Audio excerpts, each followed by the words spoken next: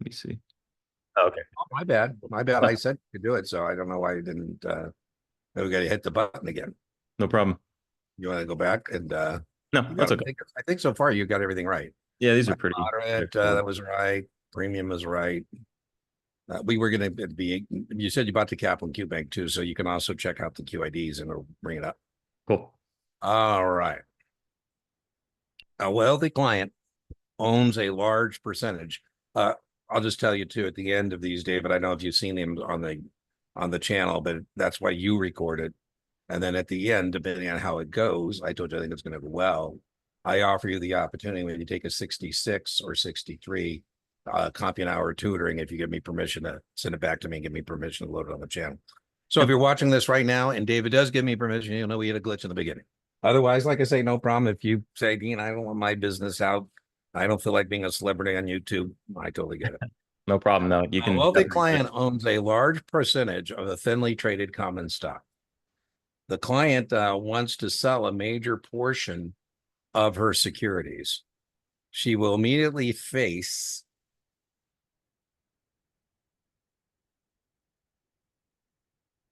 I want to say it's market risk. Yeah, I would look. I was looking here. I think you're. I think you're on the right track. Here's what I don't like about market risk. We would associate market risk with systematic risk. The Hmm. risk or tendency of securities prices to move together. And I was looking for something about liquidity and spreads, and it wasn't there. But marketability is very close to liquidity. What I mean by that is turning your investment back into cash. I'm going to market risk, but I think we're going to find out C is Uh, the answer. I think the key word where there was thinly traded because thinly That's traded is less liquid. Yeah, I should have got that's right. that. Yeah, that's all right. Like I said, it's part of the process. XYZ, a registered municipal dealer and book runner, plans of submitting a bid on a competitive GO Winona, Minnesota municipal bond offering. XYZ would likely obtain big bid worksheets through services provided by.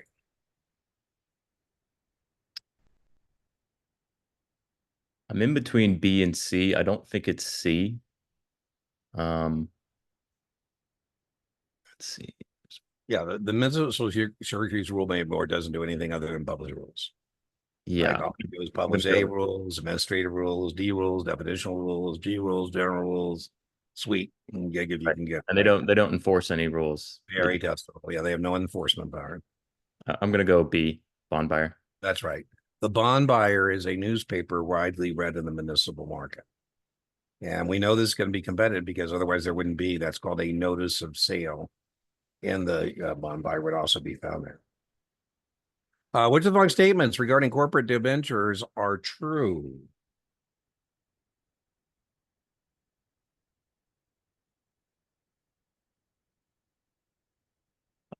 Three is definitely true. That's correct. So that eliminates two. That eliminates A and Right C. on. Right on. Then uh, ownership. That's kind of tricky for me for some reason. I Mhm.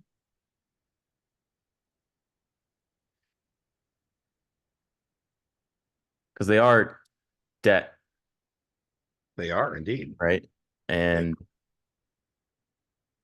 no, they don't give out. What am I talking about? They don't give ownership. Yeah, it's one and three.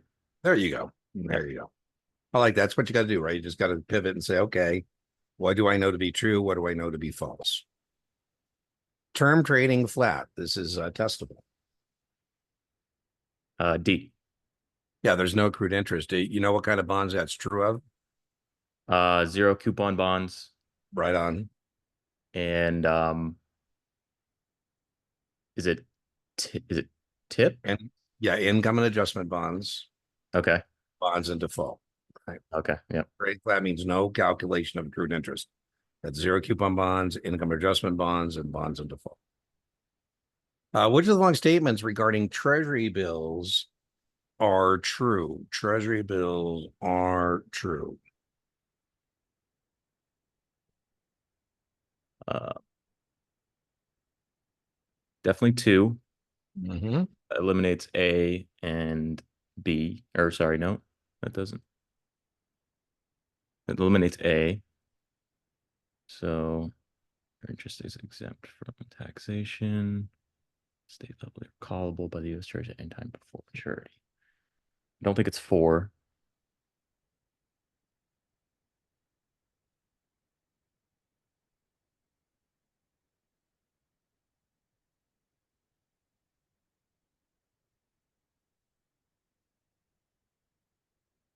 I think it's I'm in between. I think it's two and three. Go with your gut. Always go with your gut. Good test takers, your flash response is your best response. All right. So two things. Go with your gut. Don't change answers. You should only change answers if you know you got it wrong. You still shouldn't change it. And you know what the right answer is. So 2 and 3 is correct. They're offered ranging up to 52 weeks, and the interest is exempt from taxation at the state level. Right on. What is the minimum denomination? Is that 1,000? Yeah, it's 1,000. Okay. Indeed. The term churning refers to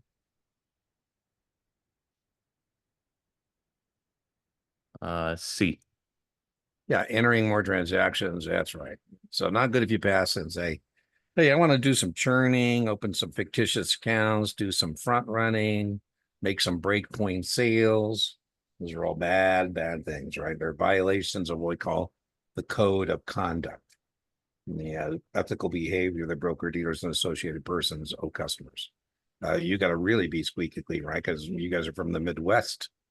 Nobody expects somebody from the Midwest not to be to have ethical challenges.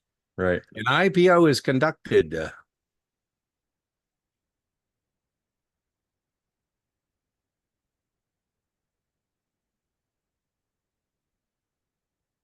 I believe it's D.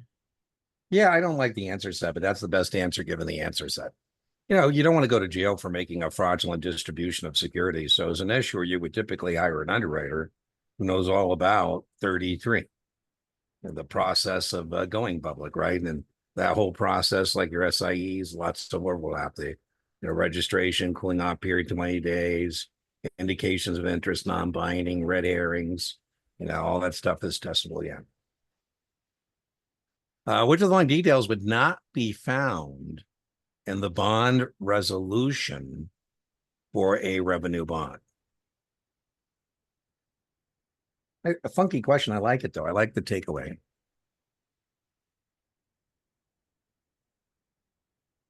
Well, aren't those all rate covenants? I think That's right. You're on the right track. Exactly.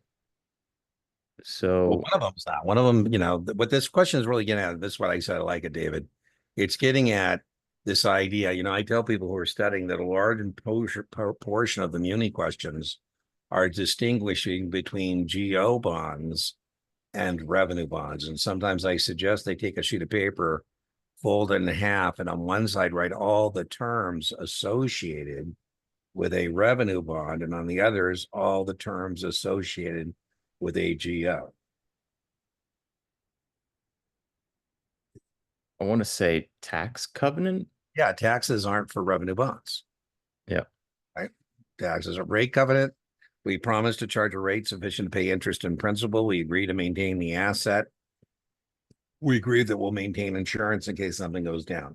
The biggest thing that's found in the bond resolutions that are found and very testable, the bond resolutions, plural, are found in the trust indenture. And what is not in this question is what's called the flow of funds. And so a couple of test questions. The flow of funds is one of the resolutions or promises. It's found in the trust indenture. And what they're going to ask you on the test is which fund has priority.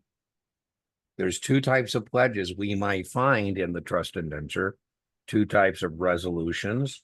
We might find a net revenue pledge. That's the most popular. That's the one you assume on the test. And test question, net revenue pledge, the operations and maintenance fund has priority. Right. And then gross revenue debt service comes first. Right. Gross revenue is when the debt takes priority. That's right. Right. That's right. Right on. When recommending an industrial development revenue bond, registered reps would be remiss. I laugh.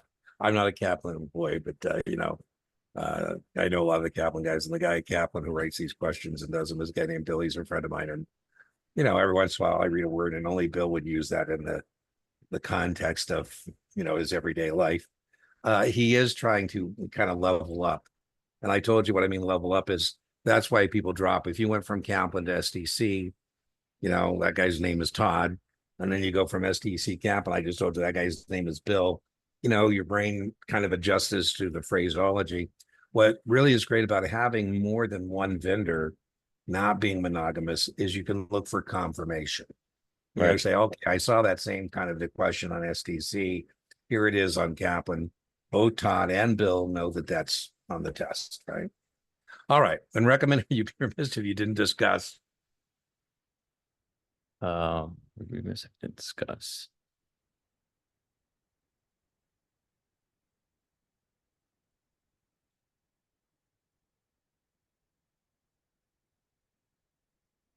Well, alternative taxes for private activity bonds. Right on. Are you subject to the AMT? Because if so, David, this is an unsuitable recommendation. Right. So it's the key that it's not so much the tax bracket. That would be in any discussion about a muni bond. What is your tax bracket? It's the AMT is uniquely suitable for that kind of a thing. Right. So you would want to know the tax bracket, even if it was a GO bond. Very testable industrial development revenue bonds. You should know subject to AMT. You should definitely know that they are backed by corporate credit, not the municipality. There's no stickiness to the taxpayers, right? So I can't imagine the draw of the Series 7. I joke, I'm wishing for you a dream draw. Everything you studied shows up. Face a death draw, you're like, oh my God, you got to slog your way through this thing. We want to overlearn. That's why those 80 scores are so much better than 70 scores. And, it's not, I don't worry about people who are in 70 range. It's just they don't have as much margin of safety. Right. And the higher you can get those scores, the more margin of safety you have. All that to be saying, I don't know of any draw in which you're not going to encounter a question about an industrial level revenue bond, whether it's AMT or corporate credit or, somehow, some way, they're going to test you on it. Mm-hmm. A distribution from a corporate pension plan to be rolled over into IRA must be completed within how many days to maintain its tax deferred status? B. Yeah, Angels Weep for you if you miss those kind of questions. That's an aim and shoot, point and click recognition question. 3 styles of questions. You get a recognition, practical application. We have not yet, I think, encountered a practical application question like what's the breaking, what's the current yield, and then judgment, like suitability questions. Those are the toughest. About 10% of those questions will be suitability. So you got to get the 60, the 59 and a half, the 73. Those are just things you got to get. What is the total amount that may be invested for a Coverdale? Well, I know it's 2000. Yeah, that would be the test question, by the way. So this is a little more complicated because they're now set, using different phraseology. Right.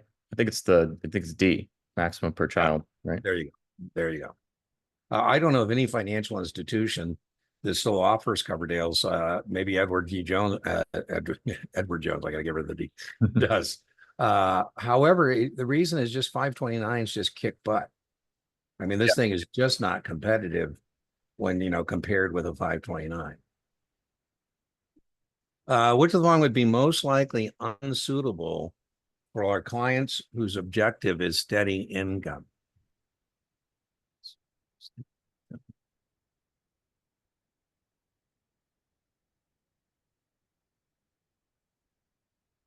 I want to say,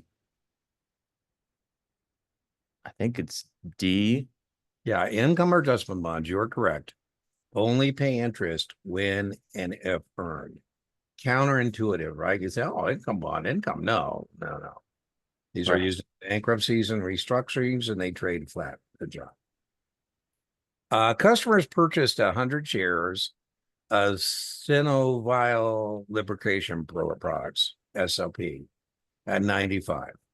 The date of the purchase was April 22nd, 2021. Simultaneously, they purchased a December 90 put for 3. I say, oh, I'm so glad you did that right out of the gate when you bought the stock. At the expiration date of the option, SLP's market price is 101 and the option expires on exercise. What is the customer's cost base? All right. So T chart. So 9,500 is the stock investment. Yeah, when you buy the put at the same time, that's why I said I think this is so much easier for us, when the customer does this, right? Because for the most part, David, I like you that you're getting your tea. For the most part, cost basis follows break even. For the Mhm. most part, there's exceptions to that, but cost basis follows break even. So you get out your tea, you're out 95 for the stock, Yep. you're out 3 points for the protection. So you're out of pocket a total of 98, Yep. right? Right. Why you do this? A smart customer. This customer is pretty smart. They have the ability to participate in a big price increase, but not participate in a big price decline. Hmm. Just a sec. I'm on my off-grid location. I see something, hear something bouncing around. I'm just going to Yeah. No worries. make sure it's all apart.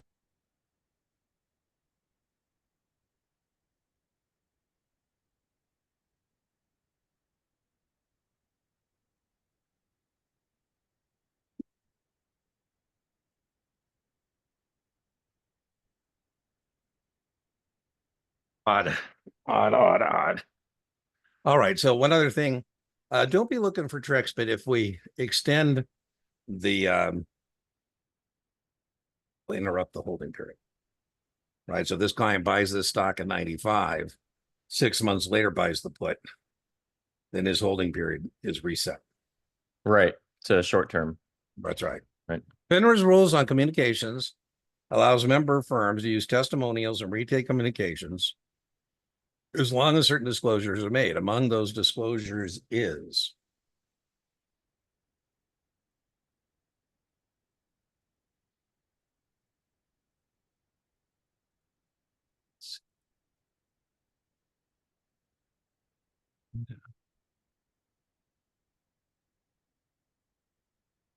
Huh. $100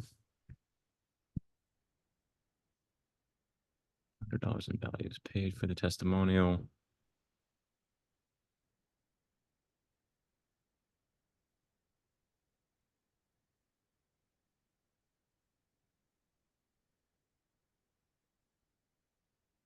I've never seen this one. I think my gut's going with B. it's actually A. And the reason you've never seen this is because this is based on a recent rule change and a debrief that people got asked it. The answer is actually more than $100 is paid for the testimonial. We have to disclose it as a paid testimonial. Okay. So that's why you haven't seen it. And it's, that's why you haven't seen it, because it's based on debrief and feedback.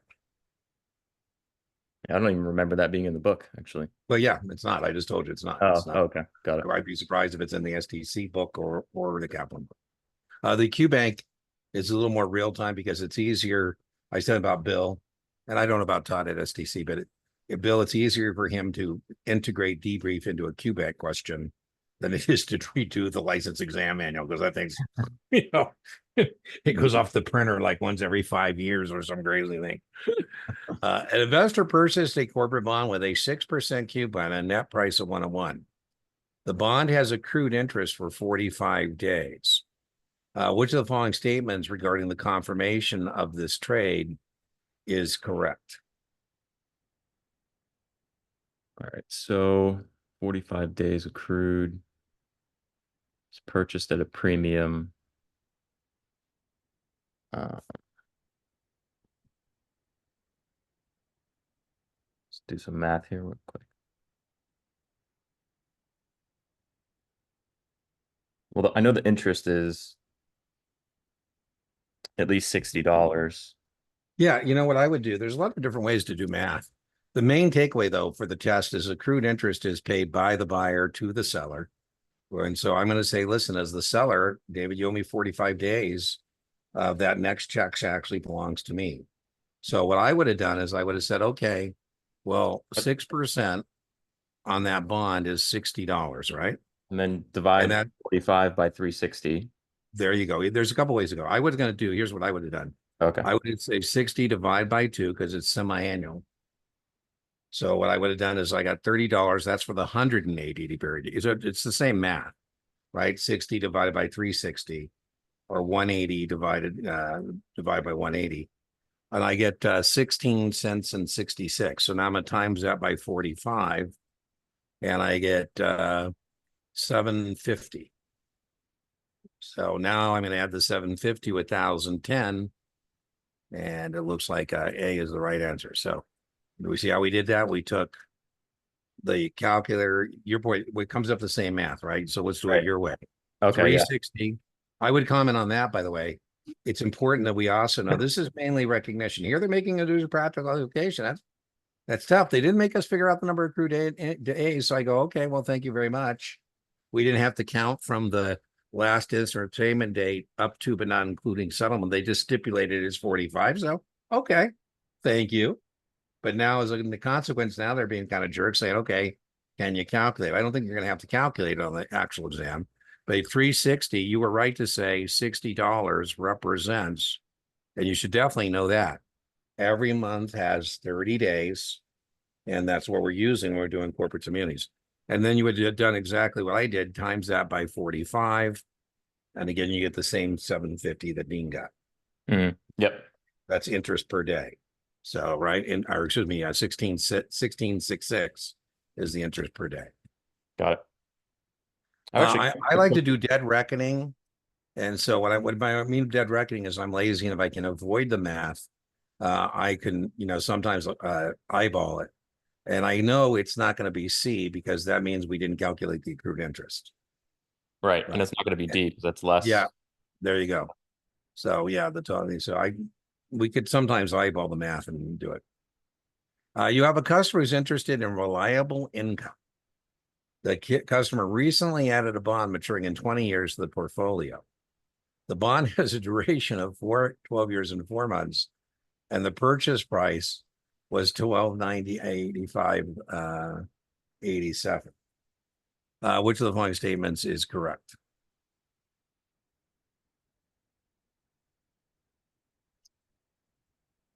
So it's purchased at a premium. Yeah, I think you're on the right track. So it's Once purchased. you get that, you can answer the question. So a lot of this question has nothing to do with answering it. I think it's in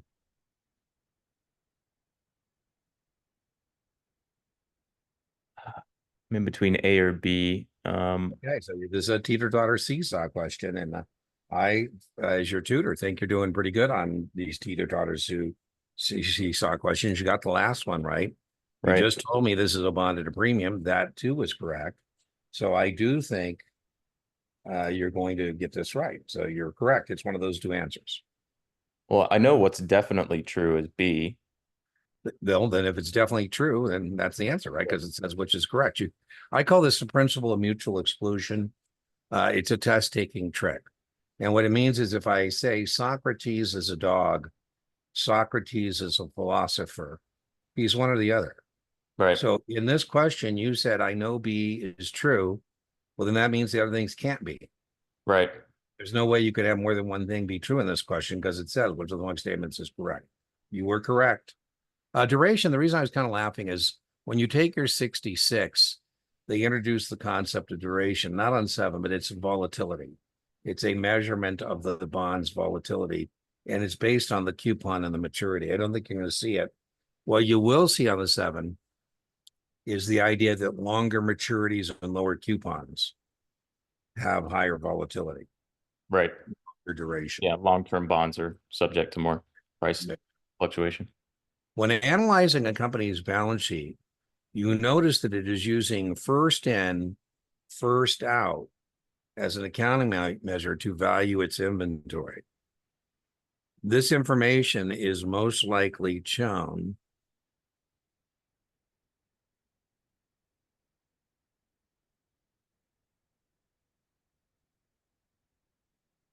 Uh, hmm. Um, I want to say it's a footnote, but I don't.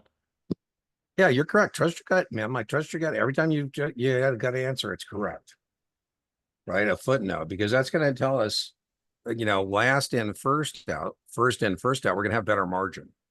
If we're using the first widgets we brought into inventory, we typically have a lower cost on them. If Mhm. we assume those are the ones we're selling, we're going to have a higher margin. And if we're using LIFO, last widget in, first widget out, we're going to typically have a smaller margin. But that would be, again, in a footnote. It doesn't go into, the actual numbers that we're looking at, right? Because we'll be looking at on the income statement margin. And so that it doesn't, the margin number doesn't show how I'm doing it. Hmm. An investor looking for income with the highest degree of safety would likely choose pass-through securities. This is very much a test question. Highest degree of safety. Well, I know Ginnie Maes are backed But yeah, by full faith and credit. that's very much a test question, right? You should also know that Ginnie Maes pay interest and principal monthly. You should also know that they are fully taxable. Hmm. Freddie Mac and Fannie Mae have an implied backing. We assume that they did get into financial difficulties and they asked the US Treasury for assistance, that the answer would be yes. All right, so good job. Got it. An investor seeking income combined with a conservative level of risk would purchase. It's definitely not junk bonds or unrated income bonds. Mhm. Um, Right on. I like a process of elimination. they said income first, so I'm thinking income is more of the priority. And Mhm. I think mortgage bonds are going to give more income. Perfect. Perfect. Right. And then you can toss out the unrated bonds because they're junk bonds, right? Because they said that they're conservative. And you should know the convertibles are going to have not a lot of income because you can convert them. Right. And they also have a lower coupon, right? Right up because of the conversion. Exactly right. The whole point of the issuer providing that is so you can borrow the funds at a lower rate, your point, lower coupon. Which of the following statements is true?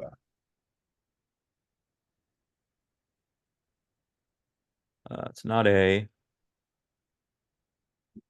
Yeah, you're correct. unit is a measure of value. Well, I'm not so sure. I'm kind of looking. I got on all of these are true. So Oh, now what I'm thinking is, distribution. Sorry, I thought that said contributions. yeah, So, never mind. Yeah, see. yeah. So when I again as a test taker, when I get none of these or all of these, one of those, I say, well, okay, well, I really don't need to know all three of them. If I can just get a couple, then I know I got to take that, right? All right. They are going to test you on the check going up or down based on the air, the assumed interest rate, right? So when you annuitize, we turn your accumulation units into annuity units. And once we do that, then it's going to be based on the air. And that concept of the air is testable. An investment banking purchasing what's left unsold from a rights offering is engaged in. This is very much a test question. What's left? That would be a D, firm commitment. It's a type of firm commitment. So it's not so much you're wrong. It's just that it's a type of firm commitment that has its own name. And these are used in rights offerings Oh, to make. rights offer. Oh, so it's a standby. Sorry. There you go. Yeah. Yeah, I'm gonna mark you wrong still because for that's two reasons. You have a margin of safety, so I don't think it's going to affect materially the score you're going to receive because you're doing very well. Secondly, we do want to get another mark. yeah. And so, the mark is where we're doing it. So it's a standby. So it's not so much as D is wrong. It's a type of firm commitment. It's That's just that silly. C is the tighter answer. I So, should have gotten that one. Yeah, that's yeah, silly. yeah, I expect you to get that right. Compared with selling short, it would not be correct to state that buying a put, I say this all the time in my lectures, don't be a dumb bear. If you sell short the stock, you're being a dumb bear. If you buy a put, you're being a smart bear. Hmm. would not be correct to state that buying a put. It's not A. Yeah, it's not A because it says it would not be correct, and A is correct. You just lose your premium if you're wrong. As bearish things go, that is not so bad. Right. Um, I not be correct. These double negatives kind of get me sometimes. But it's so what I sometimes like to do, I call it RTFQ, RTFA. Read the full question, read the full answer set. But I like to sometimes just restate it in plain English. Compared with selling short, it would not be correct to state the buying about. Okay, so they're asking me which one of these things is false. Which one of these things is false? I think it's B. Yeah, I don't really like that it is B. You're correct. I wish there were a better answer, but I should know that C is definitely true. And I should definitely know D is definitely true because of leverage, right? Right. I could double or triple my money. So good job. A customer in an order to sell short 100 shares at ABC. The stock closed on Friday at 48. The stock will trade X 50 cents on Monday. At what price could the order be executed on the opening? Well, it's ex dividend, so the stock price is reduced by That's right. The 50 stock price cents. So that would lead me to believe that I think D. We used to say you could only short an uptick, but now there's no uptick rule, so you can short anytime you want. Oh, okay. Yeah, you don't have to wait for an uptick. In the old days, you had to wait for an uptick, but now it's any price. So you missed that one. If I would have asked you what would you expect the opening price to be, then you would have told me 47.50, right? Okay. That would be a different question. A registered representative of a member broker dealer receives a customer order to sell 100 shares of ABC and use the proceeds to buy 200 shares of MNO. The trades are made on the New York Stock Exchange, and the execution price is 15 for ABC and 750 for M&O. In order to avoid a violation of the 5% markup policy, the member firm should.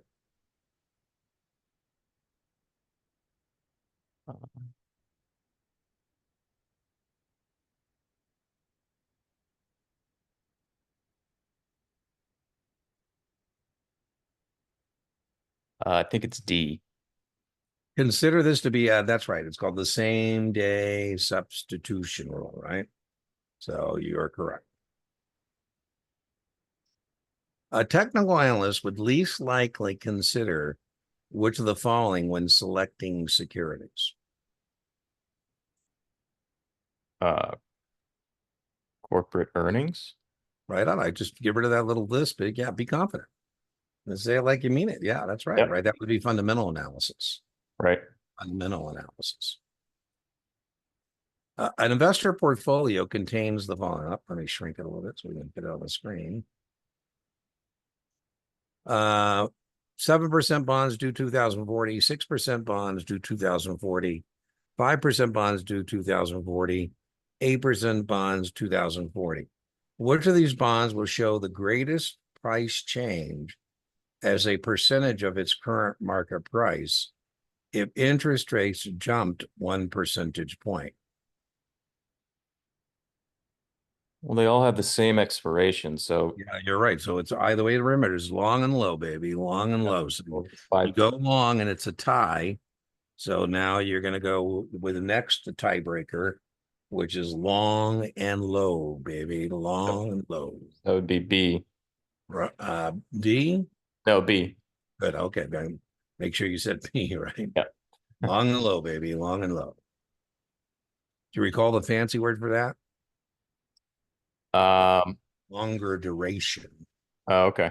When you get to your 66, it'll be the same exact question, but they'll just say which would have the longest duration. Got it. Many years ago, an investor bought a bond with a 5% coupon. At the time of maturity, the yield of maturity was 6.5. When the bond matures, the investor will receive Yield to maturity. So it's bought at a discount. Upon matures, the investor will receive.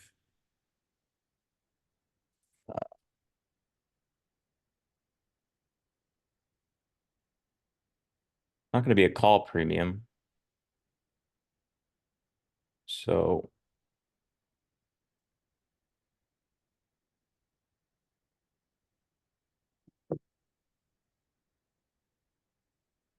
I think it would just be they would receive the yield to maturity, which would be, I think it's B. This was so easy. They got you. They did the Jedi mind Uh, trick it's, on. yeah, it's just the coupon. Yeah. Yeah, you're gonna get your principal and you're gonna get your last interest payment. The answer is D as in dog. The point about you figuring out that was a discount, you were correct. It is a discount. How you're going to pay taxes on that has nothing to do with the issuer. The Mhm. issuer says, David, I don't care what you paid. I mean, here's what I know. When the bonds mature, I'm going to pay whoever has it their principal and their last interest check. And the interest check is half of $50, 1,025. Yeah, I should have got that. Silly. Yeah, by the way, you knew that, but that's okay. Like I say, fool me once. What's that? There's some cliche there. Fool me once, shame on you. Fool me twice, shame on me. I forget what it is, but it's part of the process. And George again, Bush. you have a margin of safety. So, you're not going to go get 100. You're not going to get 90. Which of the following statements is true?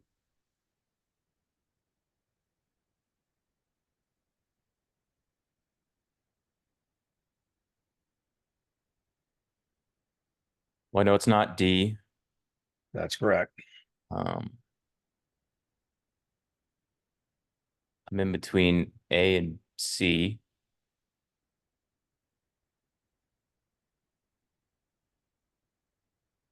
Because those are kind of You'll remember opposite. as a test taker, we talked about this trick. I think we talked about this trick. You just told me correctly that D is not true. And so now as a test taker, you should say, well, if D isn't true, let's see what B says, because both of those are about institutional communication. Right. And we might find that they are mutually exclusive. If they're mutually exclusive and they say different things, one of them has to be true and the other has to be false. Right. You just told me that D is false correctly. Yep. Well, I know they don't require principal review. Associated person C.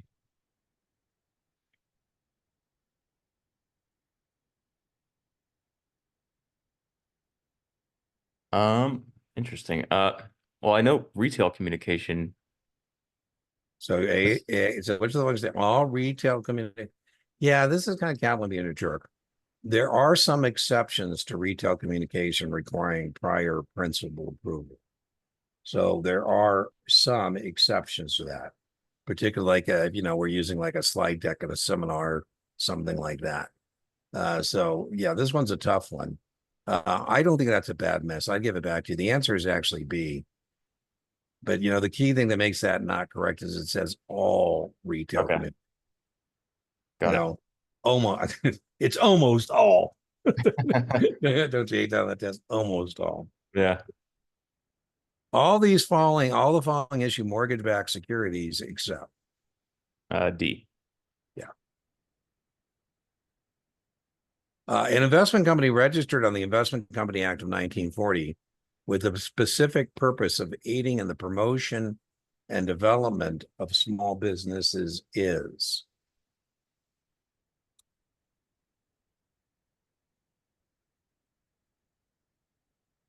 This is very much a test question. I know it's not B. B as in boy? I know it's not B. It is not B. You are correct. Let's see. Business development companies, those invest in I don't think it's well, I want to say a venture. Well, venture capital funds and private equity funds are private partnerships, not mutual Okay, so funds. it is D. It is D. Yeah, truth in labeling, right? Yeah. BD. Yeah, they do test you on BDCs. And the other thing is they're not as liquid as a traditional mutual fund. because they, don't trade, like based on next day's calculation of NAV. One of your clients contacts you to let you know she will be on a temporary job assignment that will have her out of the country for about 2 months. No one will be at her home address to receive an email. What is the FINRA rule regarding her issue? So we're talking about holding statements. See. Right on. Right. And then if we go past that, then we have to have a reason, right? Right. And convenience would not be a reason. I think it looks like 32. Maybe we didn't put an answer for. Oh, we didn't? Let's see. Yeah. It was, that was a tough one because it's not all, as we mentioned. A customer buys XYZ stock at $60 per share. The stock is currently trading at a 10-to-1 price to earnings ratio. The firm declares a 3-for-1 split. What will the PE ratio after the split be if the earnings remain unchanged? Kind of a word twister. Interesting. So it's an even split. So I know price to earnings is market price divided by EPS. That doesn't really matter here though. So let me see.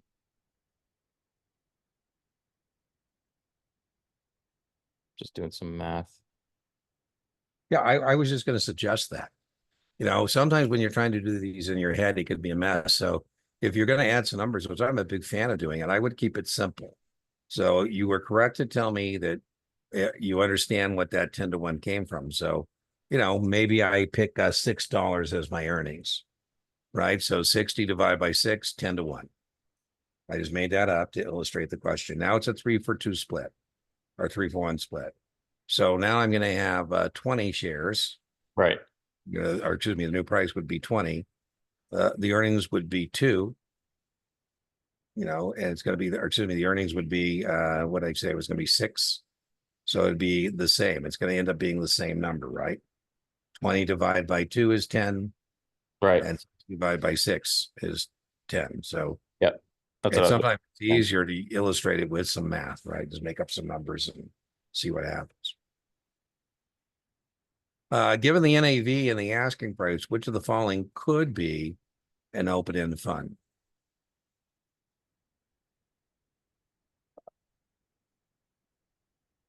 Well, I know open end, they never trade below the Right. NAV, That's so, right. So you should be able to toss out rather quickly, and that's what you did correctly. You tossed it out, said that's got to be a closed-end fund. right.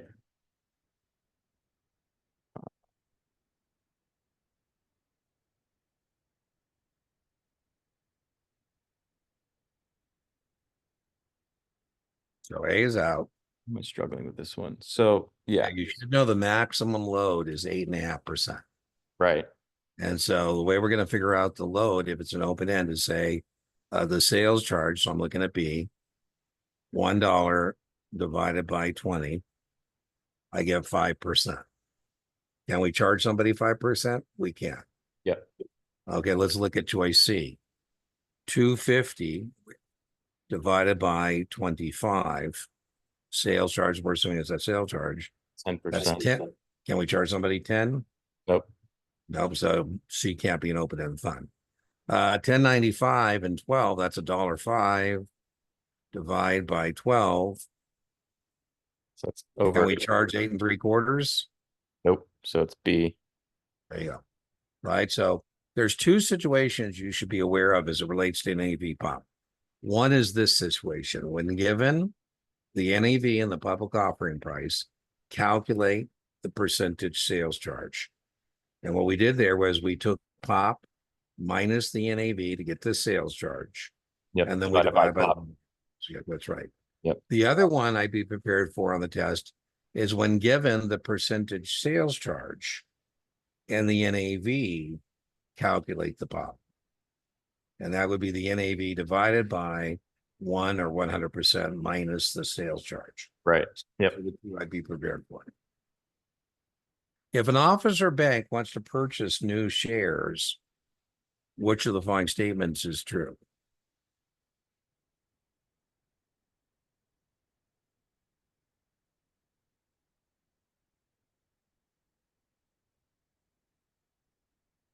Well, I don't think she's a restricted person, so it's not D. She may not purchase a new issue because she is considered a restricted person. Oh, wait. Which of the following statements is true? Um,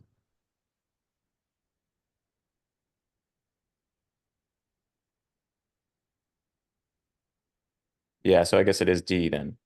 Yeah, the idea here is that you might be throwing some IPOs her way to compromise her ability to make decisions in the best interest of her bank, or may give you a loan, so they are restricted like portfolio managers, like your immediate family members, like accountants and attorneys, the underwriter. So yeah, I don't think you'll see that one on the test. But I thought restricted was 10% The ownership. big one. Yeah, that's right. That would be restricted too. There's more than one person's restricted. Okay. You and your family members are restricted. So I say, hey, David, it's gonna be so cool. You're at Edward Jones. You can throw those IPOs my way. No, actually, that's a disadvantage. We don't get the good stuff. You got to give it to our customer. Advertisement for the Abstemious Balance Fund. Describe the investment as a no-load fund. In order to make this claim, the fund must. This is very much a test question.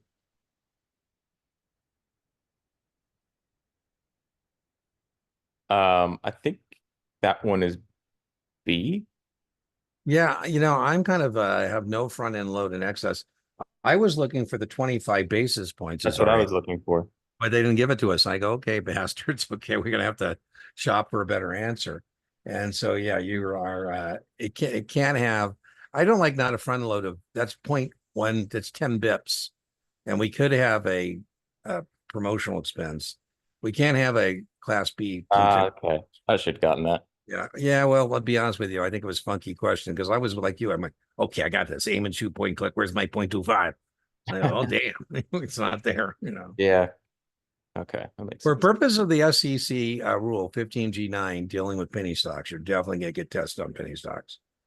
The term established customer does not include, so it doesn't apply to an established customer, the suitability rule, the suitability disclosure.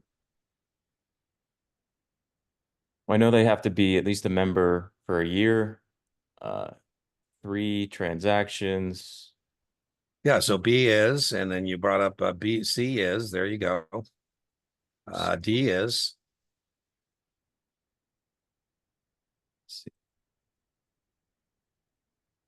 I'm struggling with how they ask the question. So it does not include a person who has. so B is, so B is an established customer. Yep. You're correct 1 year. D is an established customer. You were correct 1 year.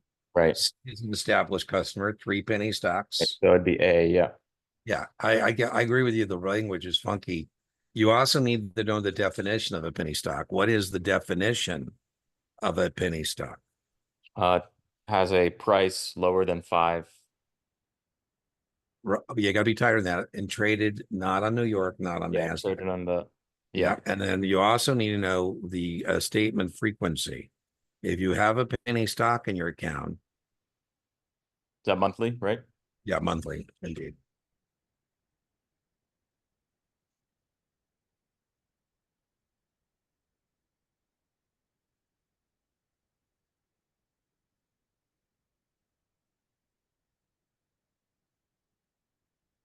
Customer buys 300 ABC at 53 and writes 3 ABC, 55 calls at 4. The contract expires on exercised. That means, by the way, you should know that means that stock at expiration was not higher than 55. Mhm. So, and I told you for the most part, this covered calls are a little nastier in terms of how we do covered calls, but more likely, by the way, they're going to ask you break even, max gain, max loss than they are going to ask you cost basis. By the way, this would be no different if it was exercised. So the customer's cost basis, I believe it's 53, right? Right 'Cause on. that's what they paid for it. Yeah, it'd always be that. And then the sales proceeds would have been 59 if it got exercised. Right. Because you don't count You don't do the the break even. This is the one time where cost based. That's why I started a little trickier. It for almost every other situation, it follows break even. right 53 minus 4, but not for covered costs. and So the break sales even, proceeds, or sorry, the amount taken in sold is not counted in the cost basis, correct? that's right. That's Okay. right. So if I had said the contracts were exercised, what is the customer's cost base? The answer is still 53. Right. I say the contracts were exercised, what is the sales proceeds? That would be 59, 5,500 went up for the stock and the 400 I received for the option. Got it. Very testable. Why do we do this? To generate additional income. A customer invests $18,000 in a mutual fund, signs a letter of intent for 25. 1 year later, the shares are valued at 25,100. Even though she made no new investments, which of the following statements is true? I do like this question. Invest 18, signs for 25, so she needs to invest another 7,000. So um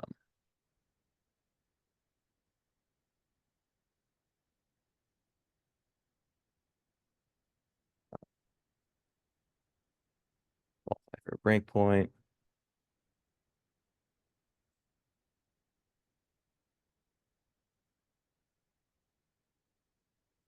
Um um I know it's not C. Let's see. Um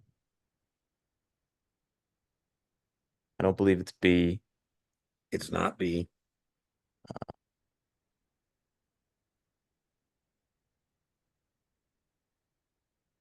D? It's not D because you remember this is testing on. Do you know that a letter of intent is good for 13 months? Yeah. Right. So 1 year later, she still has a month left. Oh, I see. So okay. So testing on that. And then it's also testing on, that's why I said I like the question. It's testing you on, do you know the 13 months? And then it's testing you on, do you understand it's got to be fresh money, not money we've Yeah, made. not valued. Yeah. Yeah. Got it. Rights of accumulation, it would count, but not breakpoints. All right. So I think it was a complicated version of that, but we definitely know 11 tens can go 13 months. They can be backdated. How long can they be backdated? 90 days. Right on. That's inclusive of the 13. Who doesn't get a breakpoint? Um Class B shares. Well, there's no breakpoint. That's correct. I like that. But I was asking about a particular class of people that doesn't get it. Oh, Folks are not allowed to pool their purchases for purposes of meeting a breakpoint. uh, Investment clubs. sorry, Don't get who was it? Investment who? investment clubs. Oh, investment clubs. Okay. No breakpoints for investment clubs, Oh, right? for like a bunch of people pulling together. Yeah, yeah, gotcha. A FINRA member firm wishes to encourage its registered reps to sell more partnerships. Oh, as an incentive, the firm offers an all expense paid to a popular vacation resort for those reaching certain sales targets. FINRA rules provide that.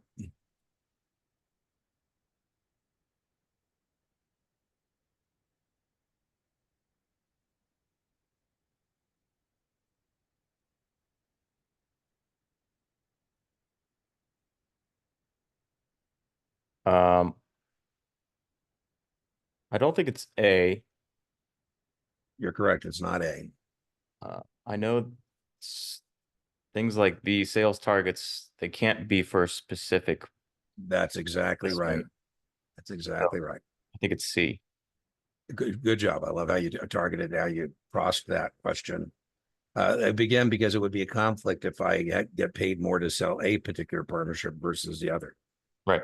And by the way, even this question, FINRA frowns on sales contests in general. Mm-hmm. Which of the following mortgage-backed securities would have the most predictable maturity date? I like this question. Um,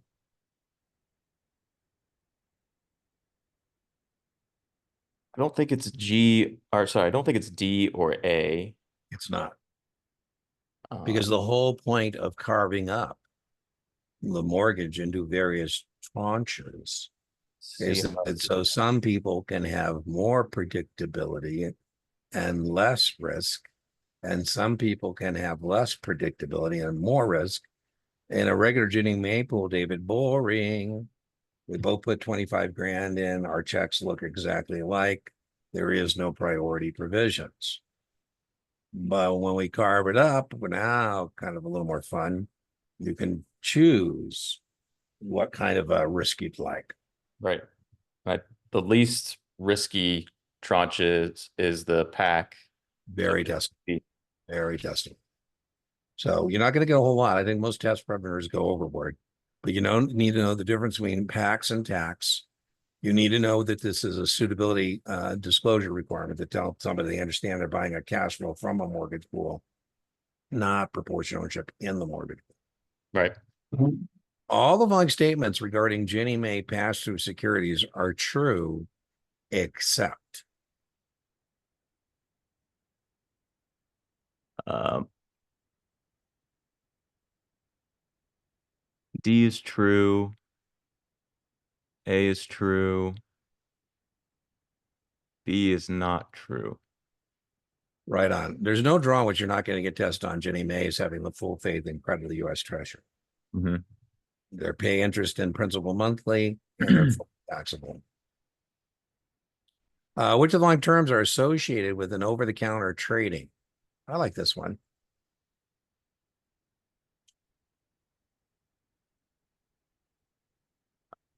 I believe, is it negotiated or an auction market? Yeah, that's what they're testing on. I think, man, I think it's an auction market. And auction and specialist are New Ah, York. it's negotiated. Yeah. It's Okay. one, right? So I'll get that wrong. Yeah. yeah. So but that is testable, right? So over the counter negotiated quote driven market makers bid and ask specialist, also known as a designated market maker, limit orders, an auction, right? So an investor buys one July 60 call at 4 and sells a July 50 call at 8.5. What will be the investor's overall net profit or loss if both calls are unexercised? Well, I know this is a spread, You're correct. So the next thing you got to figure is debit or credit. so it's a credit spread because lower strike price, That's right. Yeah, you brought in more than you paid out.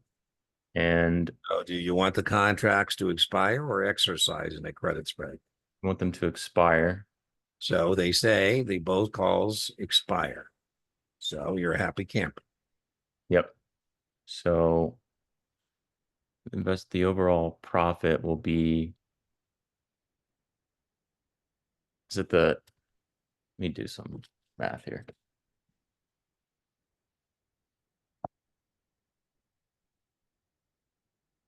Um, yeah, so it's just the net premium, Right on. right? So that would be 450 profit. Yeah. I mean, this person is really smart. I mean, when you think about it, I always say, don't be a dumb bear. And if you did this, this is just stupid, right? Because you would make 8.5, but you could lose unlimited sums of money. So I say, hey, David, why don't we take some of your money and just go buy that 60 call just in case? Now, I think you're kind of a jerk if you say, Dean, had I done the naked call, I would have made 8.5 instead of 4.5. I wasted my money for that 60 call. I go, well, I don't know.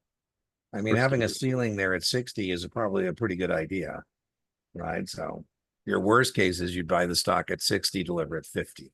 Love it right out of the gate. You knew it was a spread. I'm going to be a little bit of a jerk here. You were correct. It's a $450 profit. It's a credit spread, and that's why you made the 450 because contract expired. Do you want the difference in the premiums when you establish the spread? The difference was 4.5. You want that difference, that spread, to widen or narrow? Credit spread you want to narrow. Right on. You gave me the max gain of 4.5 points. And the gain and the loss equal the difference in the strikes, which is 10. Mm-hmm. So your max loss is? Max loss that's net strike price minus net premium, Yeah, so it's going to be the difference, right? If right? I buy at 60, deliver at 50, I lose 10. I got 4.5, so I can lose 5.5.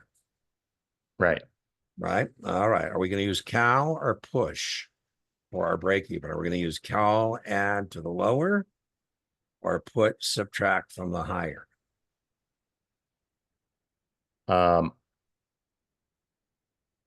Would it be call? Wait, no.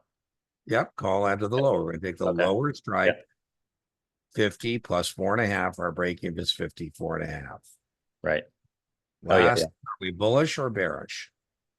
Credit. This is a credit call spread, which is bearish. Excellent. Excellent. A convertible corporate bond with a conversion price of 20 is trading at 115. Parity price of the common is, boy, you don't get a clean aim and shoot point and click parity question very often. And so when you get a question like this, man, you can't be fumbling around. You got to be able to figure out parity. Parity means equal. So parity would be 23. Yeah, I don't know. I haven't done the thing. Did you take one? Yeah. So 1,000 divided by 20 is 50, There you go. and There you then go. 1150 divided by. Yeah, so 1150 divided by, yeah, you got to do the conversion ratio. Excellent. So I think you're going to have to do that on the test, right? Yep. When they give you the conversion price, you did exactly the right thing. You got to stop and say, bastards, I don't need the conversion price. I need the conversion ratio. Right.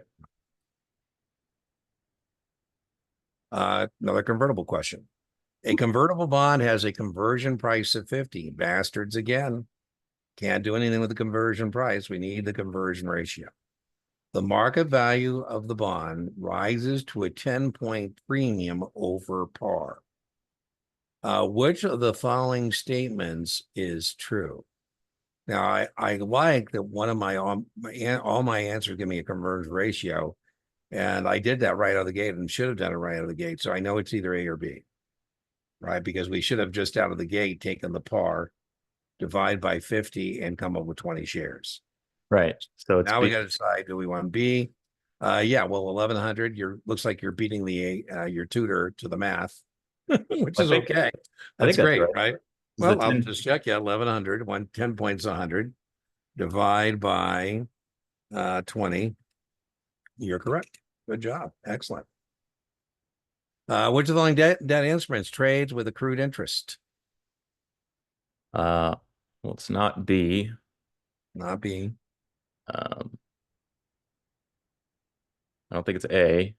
It's not A. A and Oh, D are issued at a discount. right. So I see. Right on. Negotiable means a CD that has a secondary market. Hmm. And jumbo means over 100 grand. An investor has purchased a number of securities, including municipal bonds on margin. Wow. Um, the margin interest paid to borrow the funds to purchase the municipal bonds is,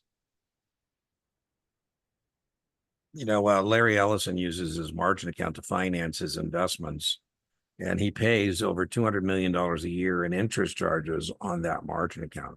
And since he's using it to make investments, it's deductible, but Hmm. it's not deductible if what you're using it to do is buy munis, because that would be a double dip. Hmm. I don't think you'll see that on the test, but Larry can't call Morgan Stanley and say, use my buying power to, buy me $100 million worth of municipal bonds and then deduct the carry cost and collect the tax free. No, no, no.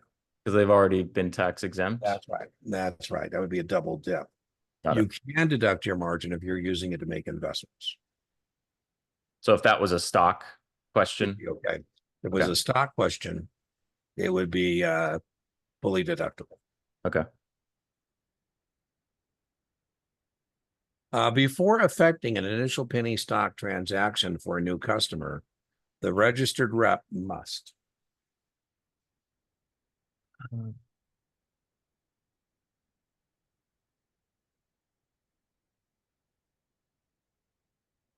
I think 4 seems to be true.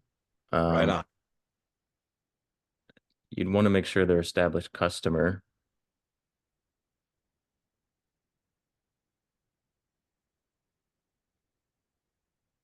In a suitability statement from the customer.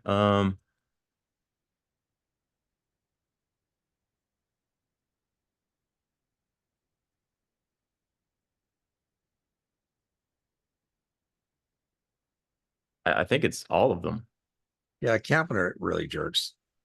What I mean by that is they stipulated that it's not that it's a new customer, right? It stipulates that he's a new customer. Mhm. So one would be a waste of our time because we already know. Okay. I think that's Kaplan being jerks. I wouldn't feel bad about that at all. So it's D. David, whether it's STC or whether it's Kaplan, all test prem vendors have a certain amount of what I call gotcha questions. Mhm. Gotcha. On the actual exam, they don't have gotcha questions. A corporation has 1 million shares of stock outstanding.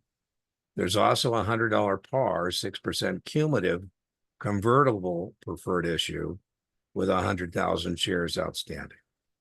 If the corporation wishes to use a rights offering to raise additional capital by selling 500 new shares of common, which of the following statements is true?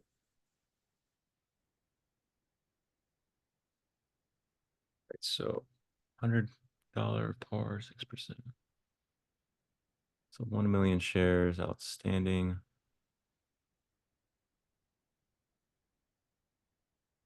Let's see, it's convertible.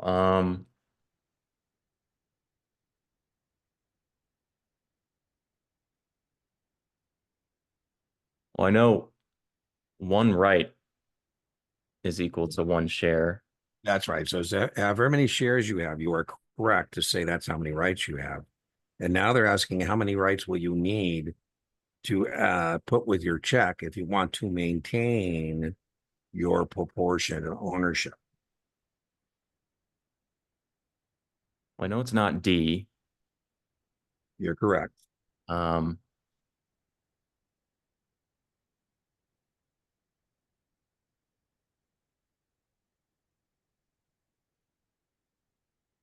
is it A?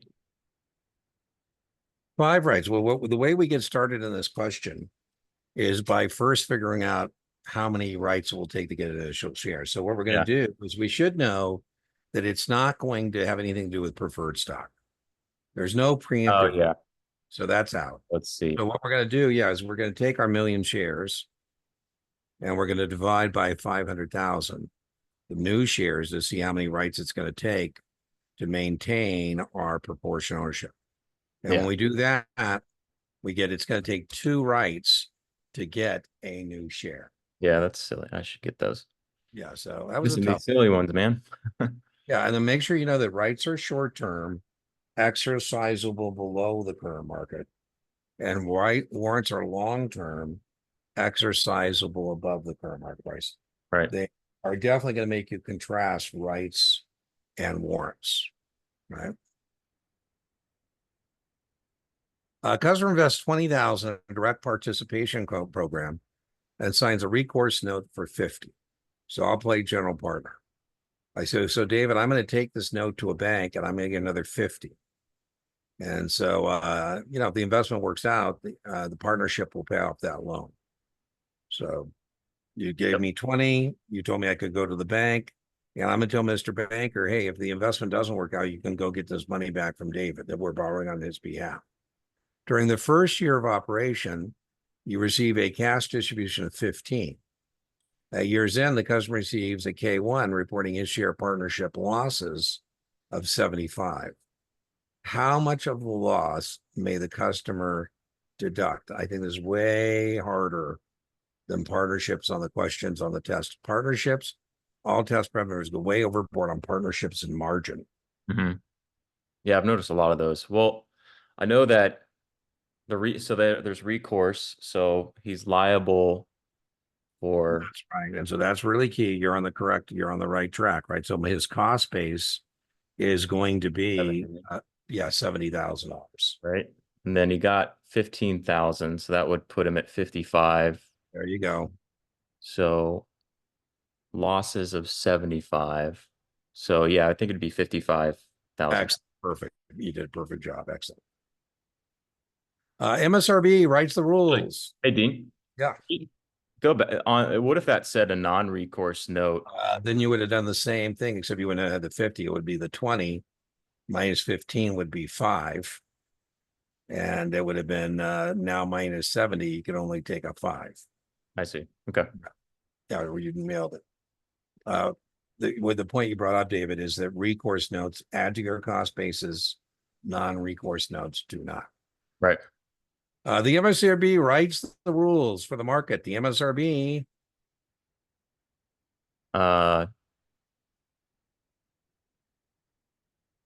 does not enforce its own rules. yeah, I would be surprised you missed that because you told me that earlier. So, yeah, I would expect you didn't forget it in the last hour or so, right? So, a tool used by investment banking firms to combine several unsuccessful. I don't like the word unsuccessful. Yeah, I don't like it. We could roll up successful one, but into a new entity is called. Roll up. Yeah, well, you know what my maximum compensation as an investment banker for doing that is? No. 2%. Okay. 2% is my max comp. I don't like that it's called unsuccessful because I've been involved in roll-ups where they're all good. We just are saving getting economies of scale. Which of the terms is used in connection with the municipal securities underwriting?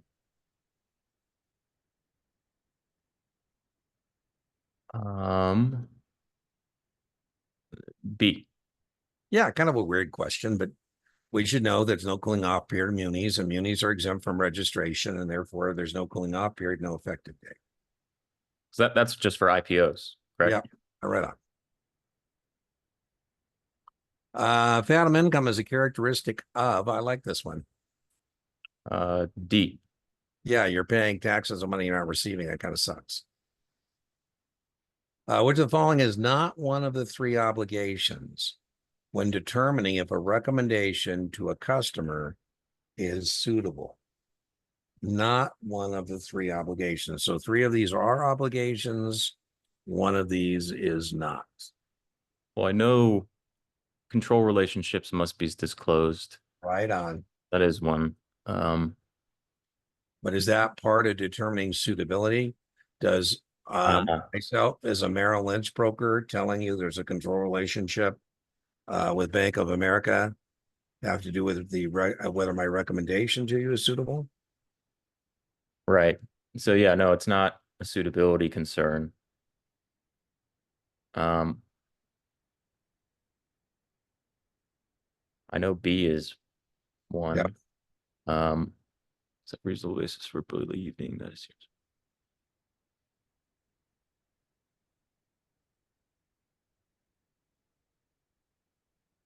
Yeah, so C is. Yeah, it's kind of weird question. That you're definitely right. We need to disclose that. Yeah, but It suitability. doesn't have anything to do with me, whether my Merrill Lynch, my recommendations. I could still recommend Bank of America's document, for example. I just have to disclose the NASDAQ stock market permits listings of, I don't even know why Bill thinks this is worth asking you. You missed the question that was testable. What you should know is NASDAQ is a negotiated, quote, driven market with market makers. And you should definitely know that stocks can be listed there, most certainly. Yeah. And now you have to decide where other things can be listed there. Well, rights and warrants can be traded separately. So I think D. Yeah, I think so, right? Boom. A good way to remember is rights and warrants. They can be traded, they can be exercised, or they can expire worthless, right? Just like an option. Right.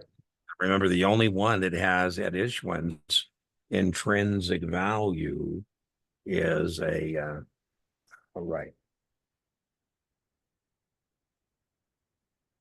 For an investor concerned about loss of capital, one of the benefits of investing in a subordinated debenture is that in the event of the issuer's bankruptcy, priority and liquidation is very testable. Mhm. Um,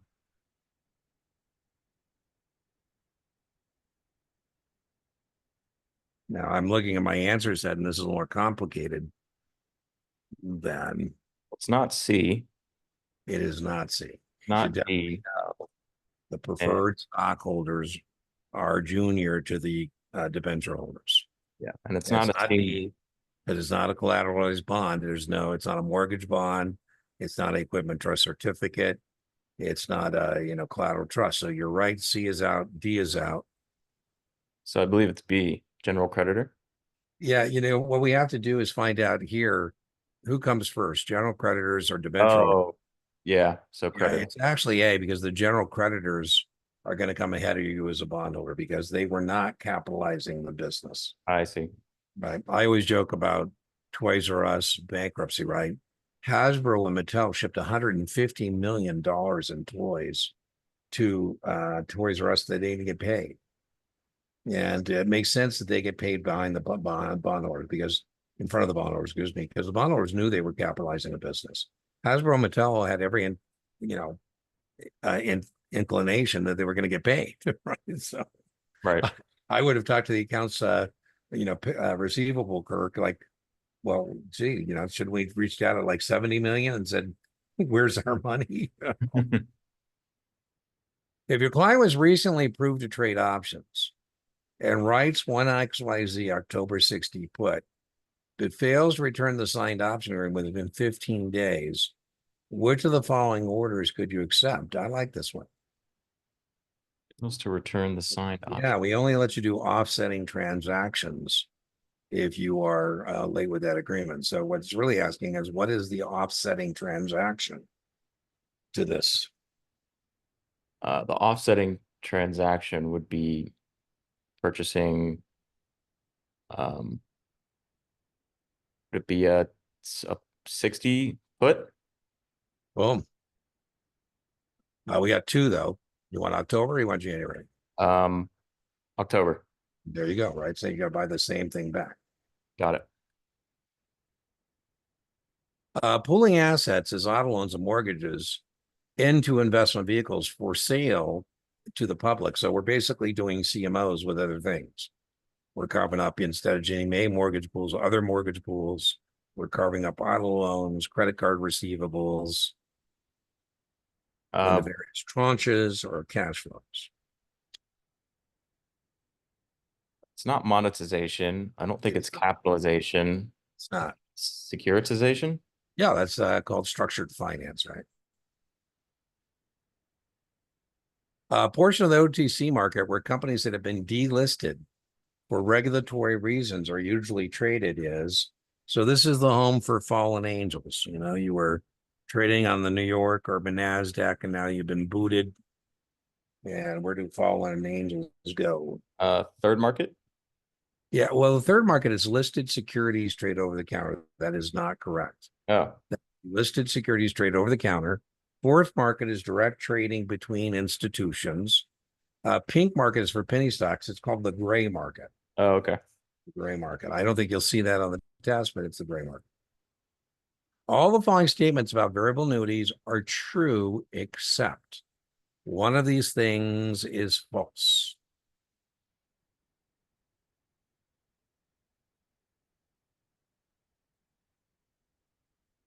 A. A minimum rate of return is guaranteed. You are correct. That is not true because it has factors that go into it. Such annuity is designed to combat inflation risk. I hate that. It's only as compared to fixed annuities, but that's true. Number of annuity units. Yep, that's true. Rate of return. There you go. Good job. All the following corporate bonds is backed by other. Which of the following corporate bonds is backed by other securities? A collateral trust bond. Yeah, I love that. Equipment trust could be major movable equipment. Mortgage would be real property. Debentures unsecured. I like that answer. So. Under Rule 17 or Rule 10b-13, a company that is the target of a tender offer must provide its shareholder with a statement indicating acceptance or rejection of the offer within. Hmm. Hmm. Um, 5 seems too short.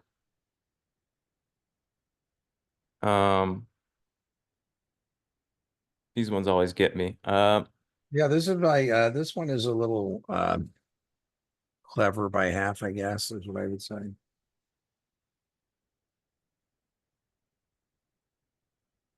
Provide a short statement indicating acceptance or rejection of the offer within. I'm gonna guess. I'll say 10. Yeah, that's correct.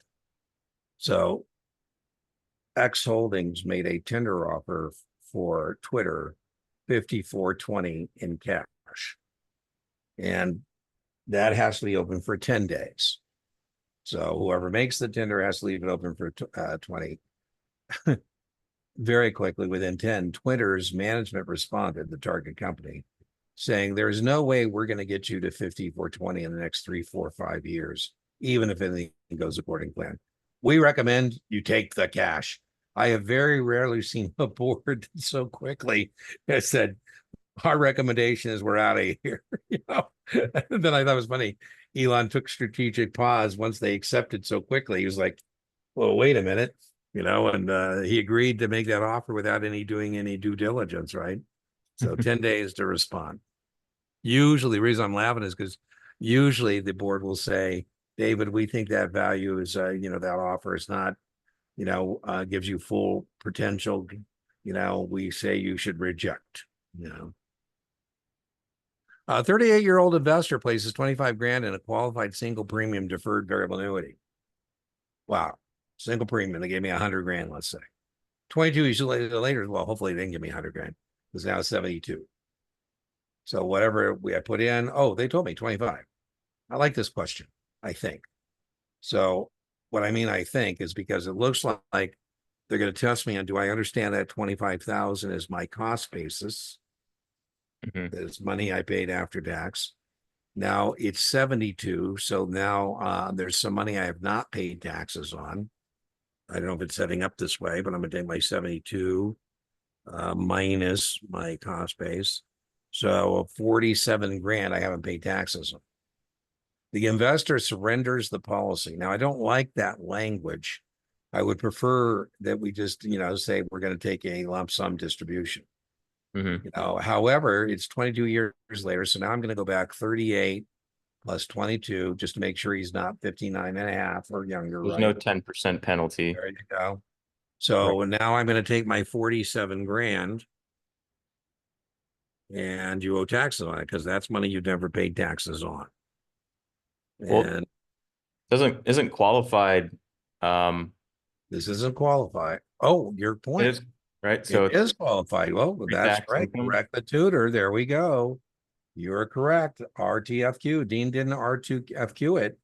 I was about to say choice C because I thought it was a non-qualified variable annuity. And you are correct. It does stipulate. So everything I said is not correct. This is pre-tax money.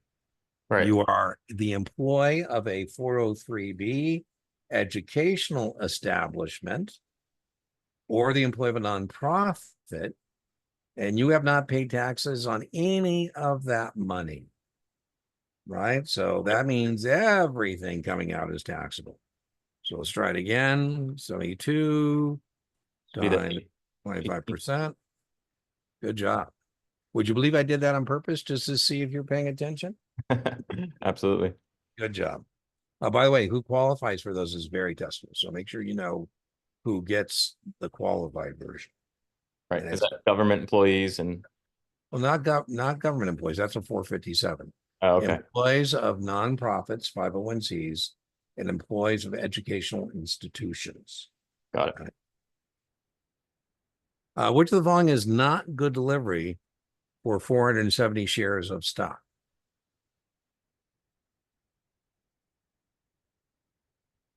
Um, There's a couple ways to go about answering this question.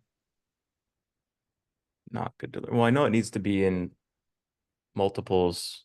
of 100. That's right. Piles of 100. So I think that would be 390 shares. Piles of 100.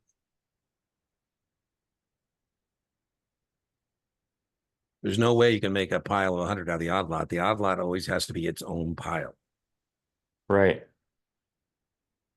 Um, man, struggling with my multiples here. So you're the buying broker dealer. I'm the selling broker dealer. This has nothing to do with customers. Somebody's going to go to the transfer agent and get one certificate for 470. It's not the customer. It's either selling broker dealer or buying broker dealer. Rules of good delivery. I say, here's 100, 200, 300, 400. Here's your 70. You, the buying broker dealer, must accept. B, 100, 200. And then I can't make piles of 100 out of the 90. That's bad delivery. C, 50, 100, 50, 200, 50, 300, 50, 400. Here's a 40 and a 30. Good delivery. It's makeable and breakable. Piles of 100. D, 10, 20, 30, 40, 60, 80, 90, 100, 10, 20, 30, 40, 60, 80, 90, 200, 10, 20, 30, 40, 60, 80, 90, 300, 10, 20, 30, 40, 60, 80, 90, 400, 10, 20, 30, 40, 60, 70. Good delivery. yep. You, the buying broker dealer, must accept. Yeah, I was in between A and B is my answer.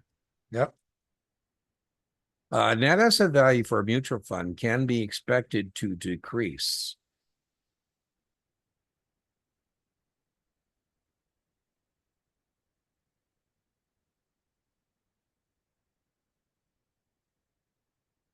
I believe uh B.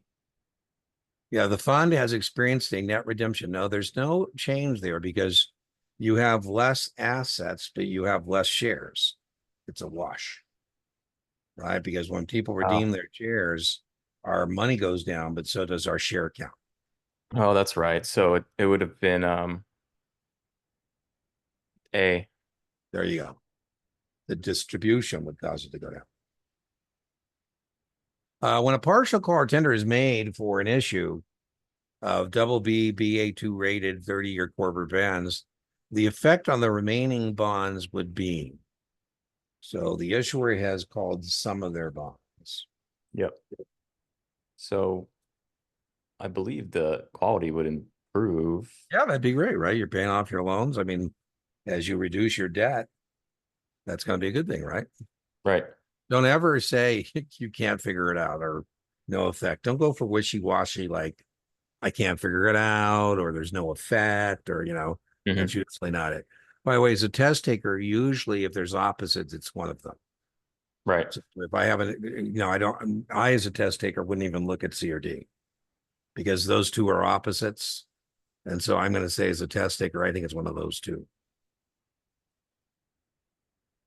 Under ERISA, a plan trustee wishing to write uncovered calls may do so. So that would be writing uncovered calls in in Calls, yeah, a limited retirement. risk So potential. Yeah, I don't think that's allowed. Covered yeah. calls would be Why? allowed. I mean, that's stupid. Yeah. It's picking up nickels in front of bulldozers. Why would you do that?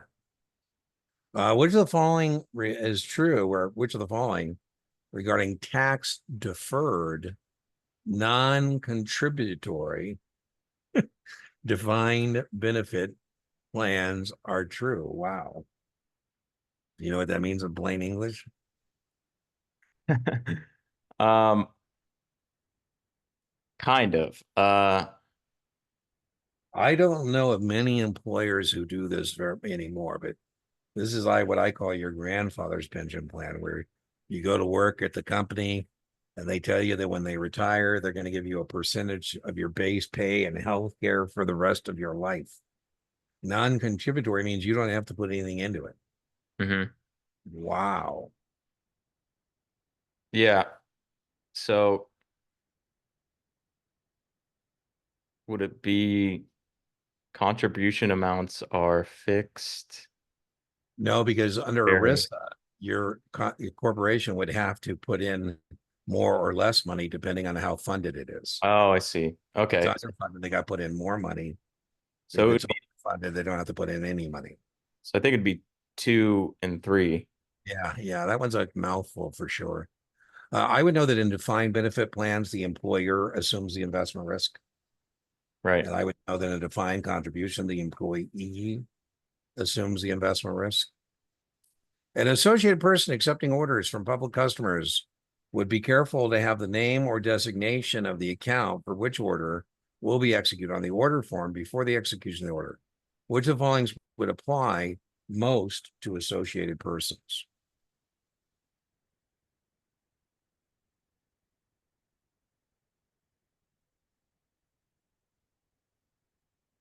Let's see.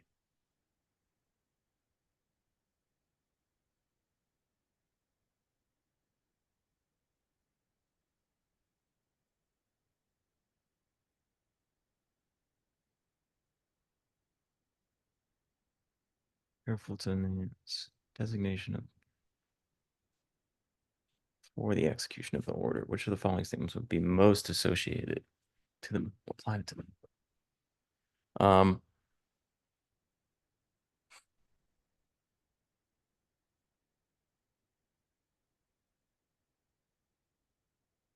This is a tricky one for me. Yeah, that's what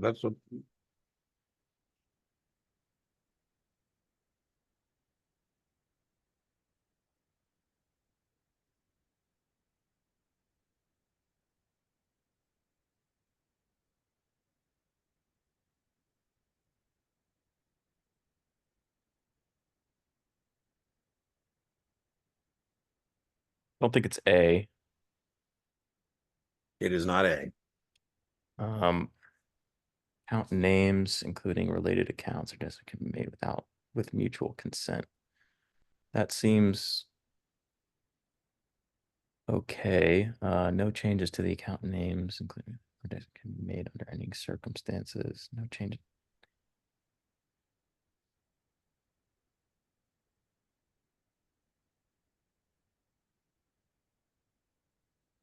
Um, Man, I'm kind of guessing on this one. I want to say it's D. You're correct.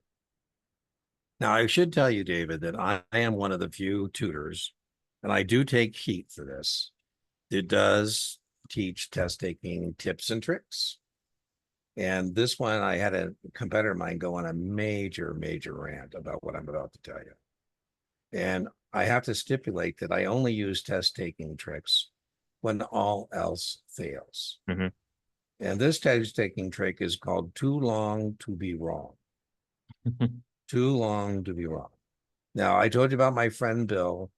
I told you about the guy at STC, Ted, my friend Brian Lee, the test geek.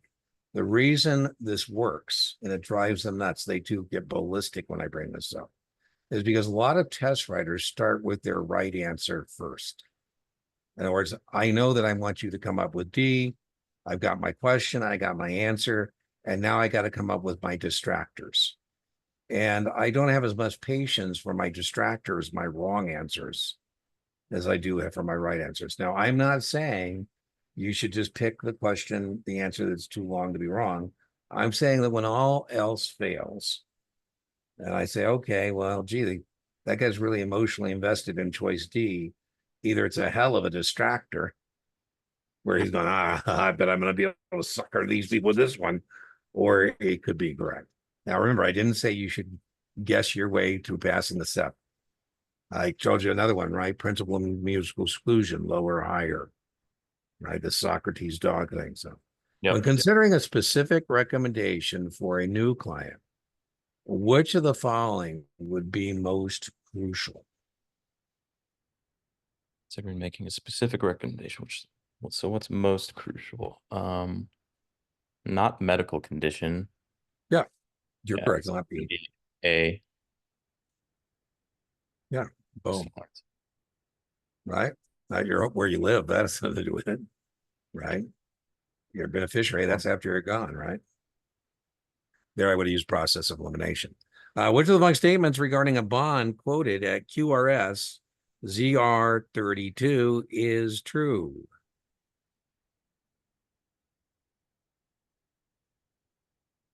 Uh,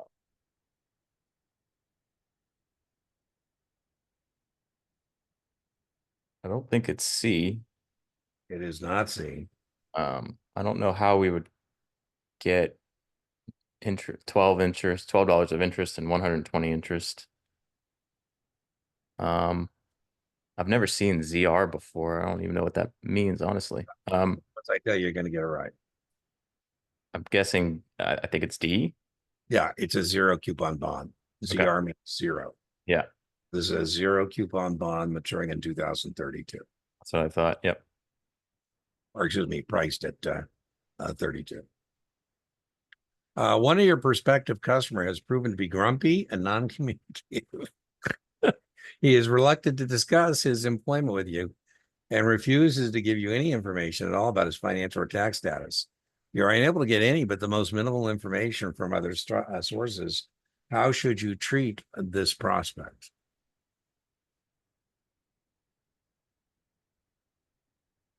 Well, he's given no information at all. So I think you wouldn't be able to make any investment Yeah, recommendation. that's exactly right. I'd say we can kick this guy to the curb.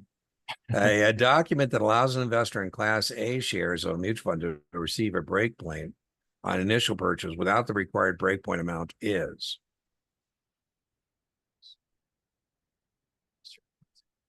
Receive a breakpoint. Oh, let's see. That would be a letter of intent. Right on. You got to get that right. Yeah, Yep. right. That's what that is, right? Yeah, backdated 90 days, non-binding on the customer. Right on. 13 months. Yep. Yeah. One of the requirements for opening a discretionary account is completion of the discretionary authorization form. While waiting for the form to arrive, the registered rep handling the account receives a report from the member firm's research department that XYZ stock that your client has shown interest in is a strong buy. In this situation,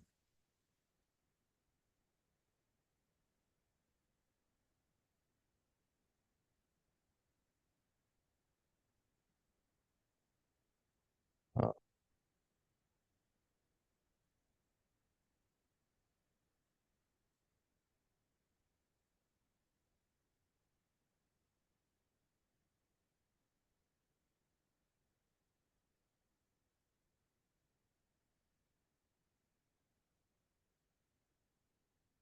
hmm. Um, I'm kind of in between A and D on this one. you're correct. You're correct.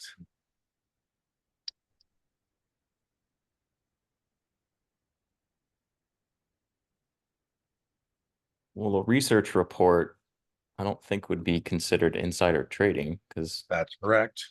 it's public. That's Um, I would say D. good job, right? You can't do anything to get the form. I mean, you don't have a discretionary account until the proper documentation is in place. Right? They're pretty good at like making up questions where you go, well, if ever there was a reason I could do it, this is it. No. A person legally responsible for handling the financial assets of another, such as an executor or guardian, is usually called. Uh, Fiduciary. Right on, right on. An investor owning an option contract liquidates the position. The liquidation is.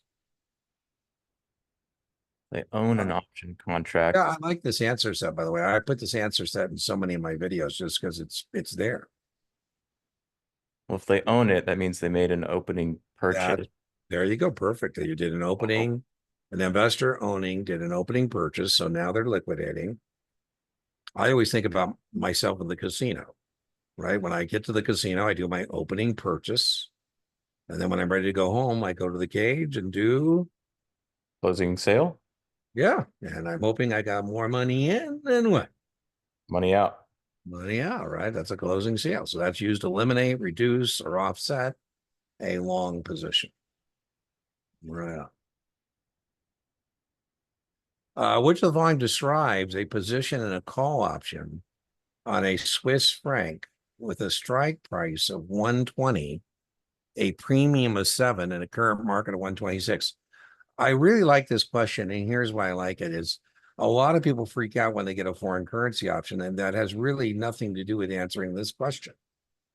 I could, say Japanese yen. I could have said XYZ, because at the end of the day, the relationship has nothing to do with whether this is a non-equity option.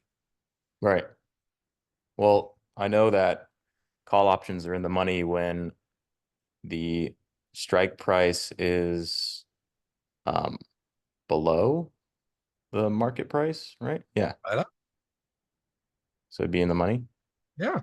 That had nothing to do with understanding anything about the Swiss franc, right? You just compare your point. Market price is up from the strike price. So that contract is in the money, Yep. right? It has 6 is intrinsic and 1 is time. So, boom. Special tax bonds, special tax bonds are. They're backed by sales, excise, or both. Yeah, they're, sometimes we refer to them as syntaxes. Syntaxes, right? Right. Well, one of your customers owns 100 shares of GTS. The purchase was made 2 years ago at 51. They declared a 3-for-2 stock split. At the customer's request, as soon as the new shares are in the account, you sell them, and 2,000 from the proceeds of the sell is credited to the customer account. Based on the information, the tax impact is, well, okay, wow, be careful here. So RTFQ, it's a 3-for-2 stock split. Yep. At the customer's request, we sell the new shares. So we didn't sell all of our shares. We only sold the new shares. So we got to figure out how many new shares do we get in a 3-for-2 split So it'd be one. before we can answer the question, right? Yeah. So it'd be 50 shares that were sold. 3 divided by 2, yep, equals times 100. You're right on 50 shares. Okay, so now the next process, we got to figure out what is our adjusted cost base per share, Yeah. right? So now we're going to take the total cost base, which was 5,100, right? 100 shares at 51. And we're going to divide by 150 to figure out what our adjusted cost base per share. I get 34. Yep. All right. And then we sold it. We sold 50 at 51. So 51 minus 34. I get 17, and times the 50 shares. I get, Dean did some math wrong because I'm not getting one of those choices. So that means whenever I do math and I don't come up with the choice, I got to reset. So I think we're correct that we're selling 50 shares, and we're selling 50 shares for two. Oh, there's what Dean messed up. I didn't catch the 2,000. So, okay. Yep. So let's go back again. What do you say? Did you do the math ahead of me already? I'm about where you are. So I've got 50 shares times the 51, Yeah. which is 25. Well, yeah. Well, hold on though. It's at a price of 51. They're not telling us the price. They're just telling us $2,000, right? So we Right. sold 50 shares for 2,000. We're going to minus our cost base, 34 times 50 shares. So our cost base was 1,700. You see, I got that. I took the 34 shares, the 50 shares at our cost base of 34. Now I'm back in business. So let's just start again. I'm just resetting here. We got the part right, 3-for-2. We said it's 50 more shares. That part we were correct on. All right. So then we said we sell the new shares. So we sold 50 shares. So we have to figure out what our cost base is, 5,100, divide by not 100 shares, 150 shares.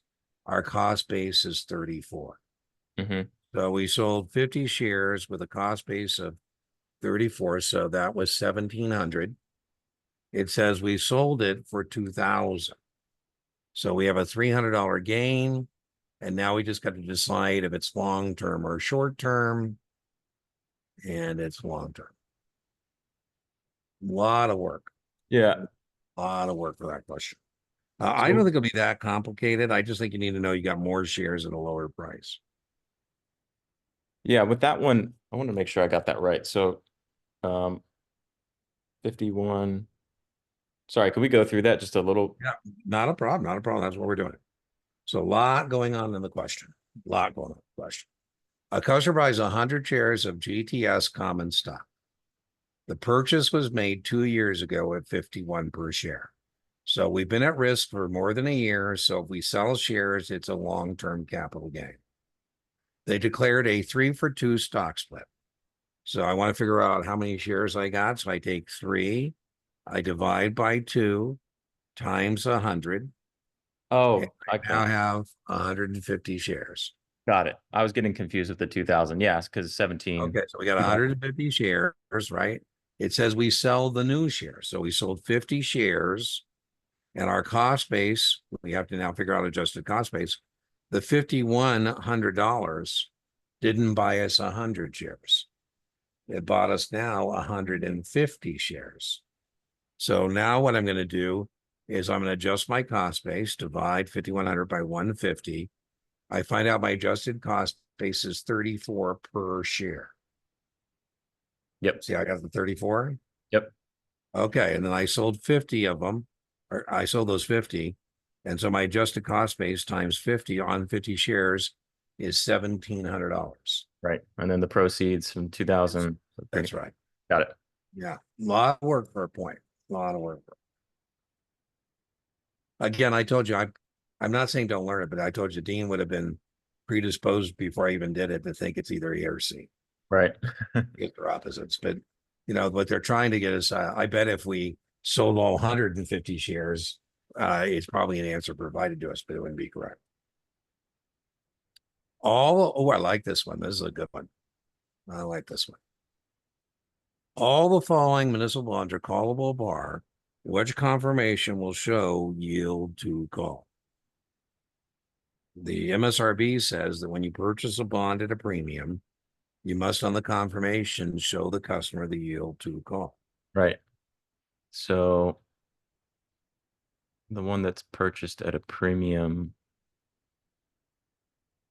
let's see, so 6.7 basis. That's at a discount.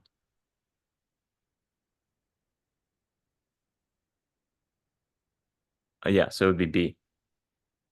No, we don't have D as in dog. No, B. Oh, good job. I was going to say, I thought you were going to get that. That's B. Right on. I like that answer, son.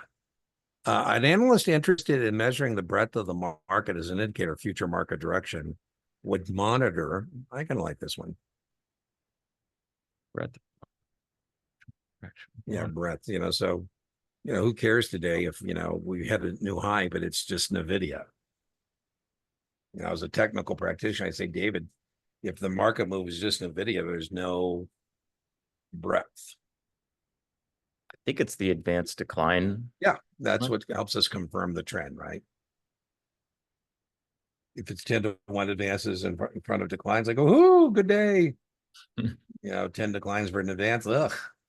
If it's 10-to-1 and mine's going up, I go, "Ooh, baby." So technical practitioners would be using them. To calculate capital gain or sale, or gain or loss on an OID muni bond, the discount must be Accreted. right on. All the following records must be kept 6 years, except. It's kind of stupid, but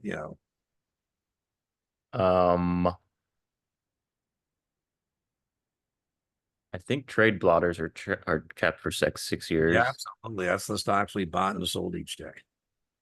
I think customer account records are also kept for 6 years. Yeah, that makes sense because arbitration is 6, and it would be embarrassing to go in an arbitration case and customer has records I don't have. So you're correct. A and C are 6-year records. I've actually never seen focus reports on, at least I don't recall it from STC training. Yeah, because it's a wrong answer. It's a wrong Yeah. answer. In this question, the right answer is I was going to say general ledger. yeah, general ledger. No, that's where accounting. If I think you're cooking your books, I was teaching a 24 class, David, and I had a FINRA examiner who's taking his 24 and he's going to be a compliance officer at one of the firms. And in the 24, I had casually made a comment how pissed off I was about Bernie Madoff securities because it would have been so easy to catch him if anybody would have just asked for his items of original entry. What he was faking is the customer statements, which is easy to fake. But to Right. fake your trade blotters, to fake your general ledger, I mean, you could do that, but that takes a lot more work. And all they had to do is ask, and he was with me. He goes, Dean, I can't believe that no examiner would say, hey, let me see some of these other things. Instead of Yep. just taking your word for it, I'd say, Dave, why don't you get out your bank account? Let me take a look at that, right? Now I'll just explain it to your own edification. Focus report stands for Fiscal Operational Combined Uniform Single Report. And that's how Edward D. Jones reports its net capital.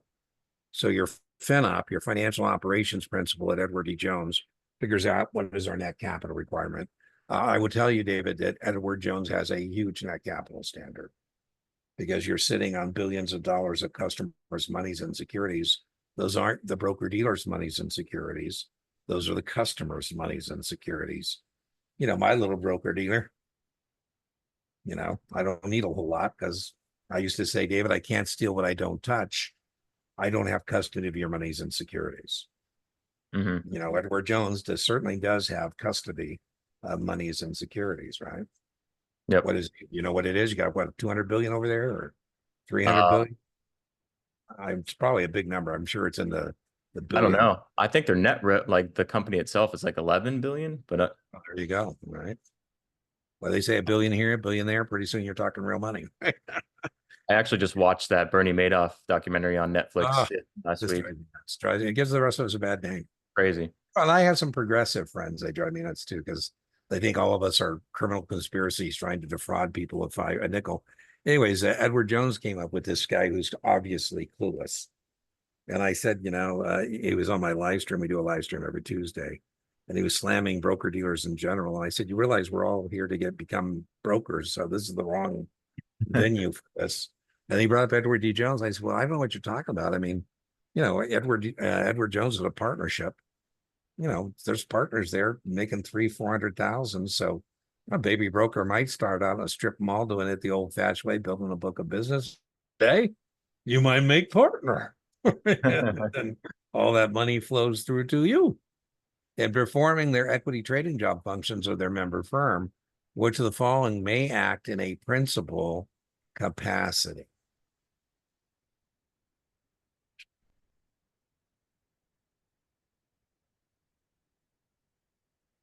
Um, all of those. Right on. We're all called broker dealers, but any one transaction, we would be either broker or dealer. Yeah, it's all of them. Customers long 10 ABC, 50 calls at 4.5. The contracts give the holder.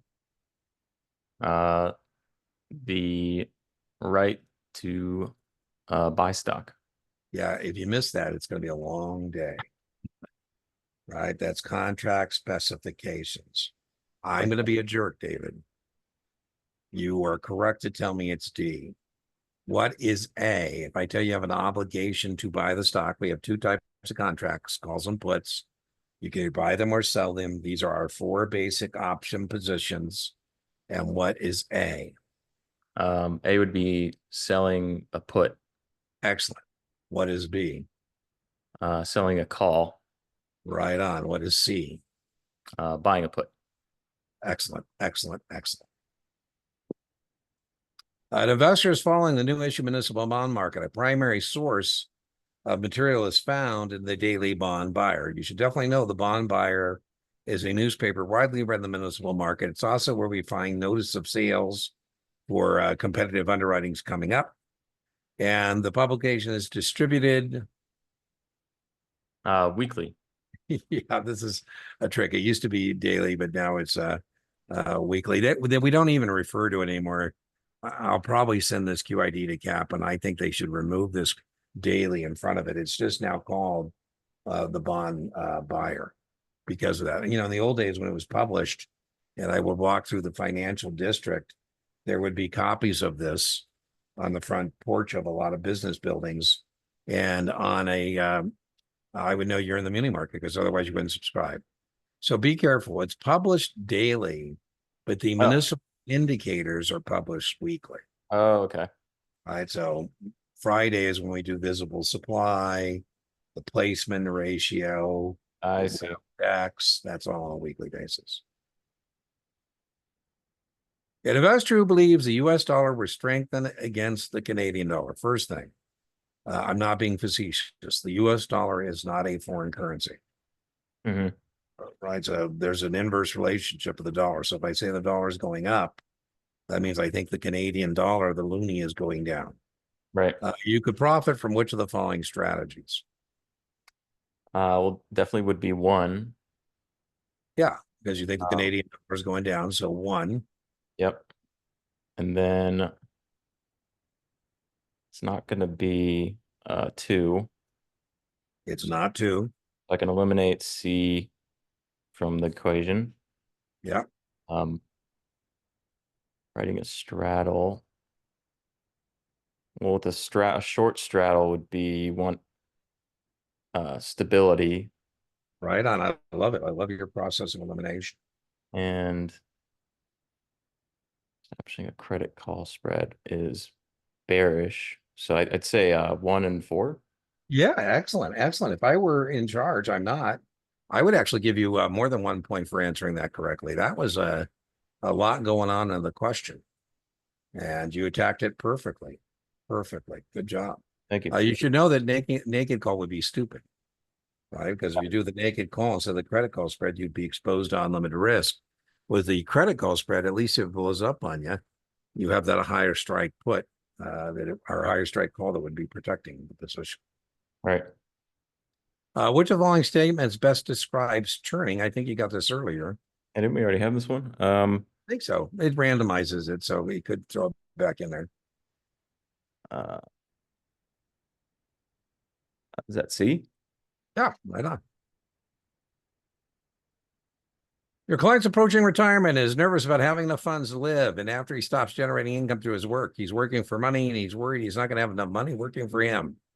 He's highly interested in biotechnology, especially new developments in bacterial production of human hormonal proteins. Wow. He asks you for some investment recommendations on the stock of companies in the era. What would be the tenor of your reply?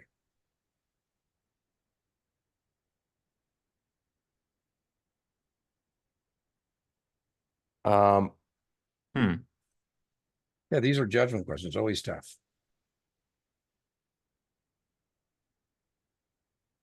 Well, if he's interested in bio, that's like a special like focus that can Yeah, be yeah, risky. that's very risky. You're absolutely right.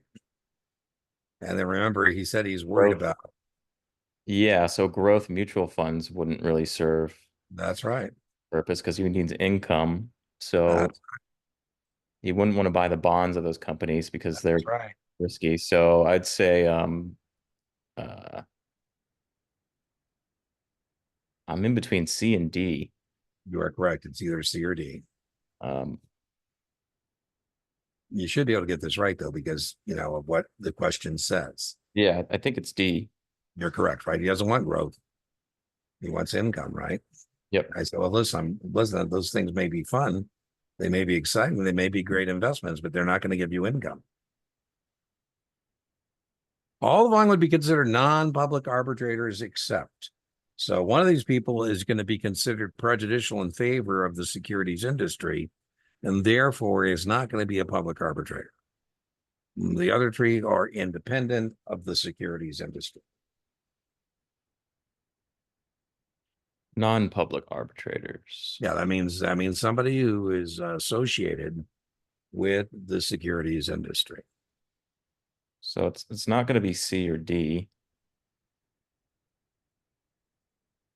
I believe. So Well, non-public arbitrator except. Oh, I got it backwards. Non-public arbitrator except. So all these people, one of these people is a public arbitrator, the other three are not.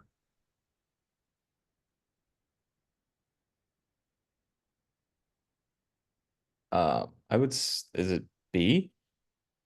D, did you say? No, B. Susan, a Oh corporate wait, no, vice. sorry. The New York Stock Exchange. So sorry. No, but you're okay. You got it right. Yeah. Oh, I did. Oh, Yeah, right. Because she's her company trades there, but that has nothing to do with Susan. oh yeah. Okay. Yeah, Grace is a banker. She's one of us. Well, probably. I probably don't want me telling her that, but yeah, banking securities, it's pretty close. Okay. Mutual fund, definitely. We solicited for the attorney who's soliciting. Yeah. Boom. When conducting a discussion with a client about the merits of investing in a direct participation program, all the following are tax advantages, except. So two of these things are good things, and two of these things are not so bueno. Uh, I believe tangible drilling costs is a tax advantage. Mhm. Um, well, accelerate. Let's see. Merits of investing in a direct participation program. Oh, it could be tax advantages except. Yeah. Uh,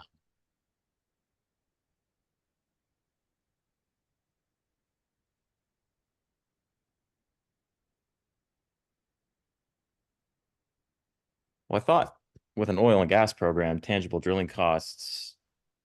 Oh, well, For okay, wait, yeah. intangible drilling costs, In intangible Oh, intangible. Okay, so all have tax advantages. right, so four is one. Yep. So that eliminates A and C.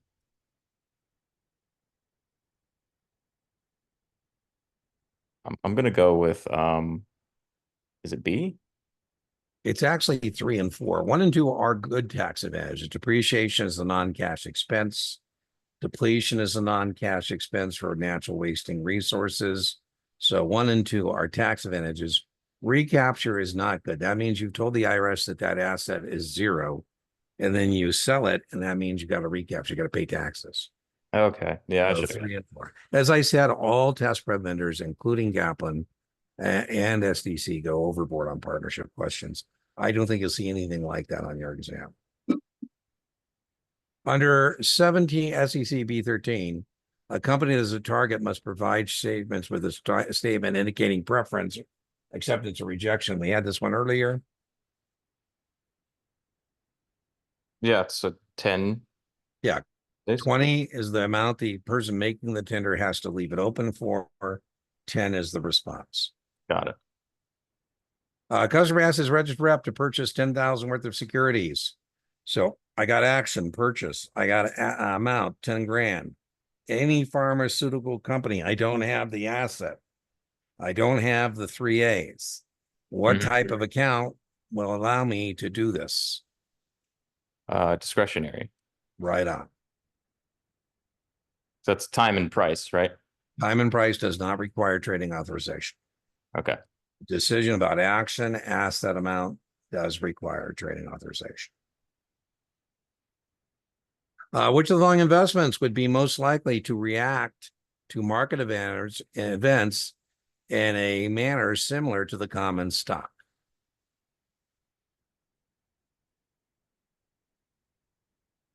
Well, it's not going to be commercial paper. Certainly not. I don't think it's going to be an income bond either. It's certainly not. Convertible debenture is tied to common stock. Mhm. So I think it's D. Right, because of the conversion feature, right? Yeah. Reg D permits borrowing for the purchase of each of the following, except.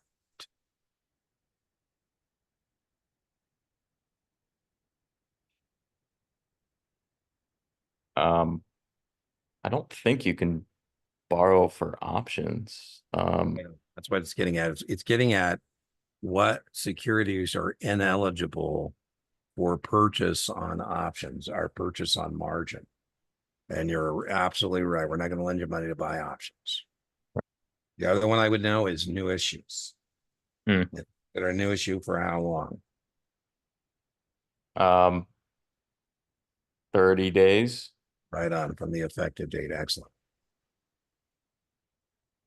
Your customer who still works informs you she'll be funding a variable annuity you've recommended from two sources: refinancing her house, where she'll be able to draw out equity that's been built up since she purchased it 15 years ago, and cashing out another variable annuity she purchased within the past 2 years without a lifetime income rider like the one you have recommended. Based only on these facts, the variable annuity recommendation is.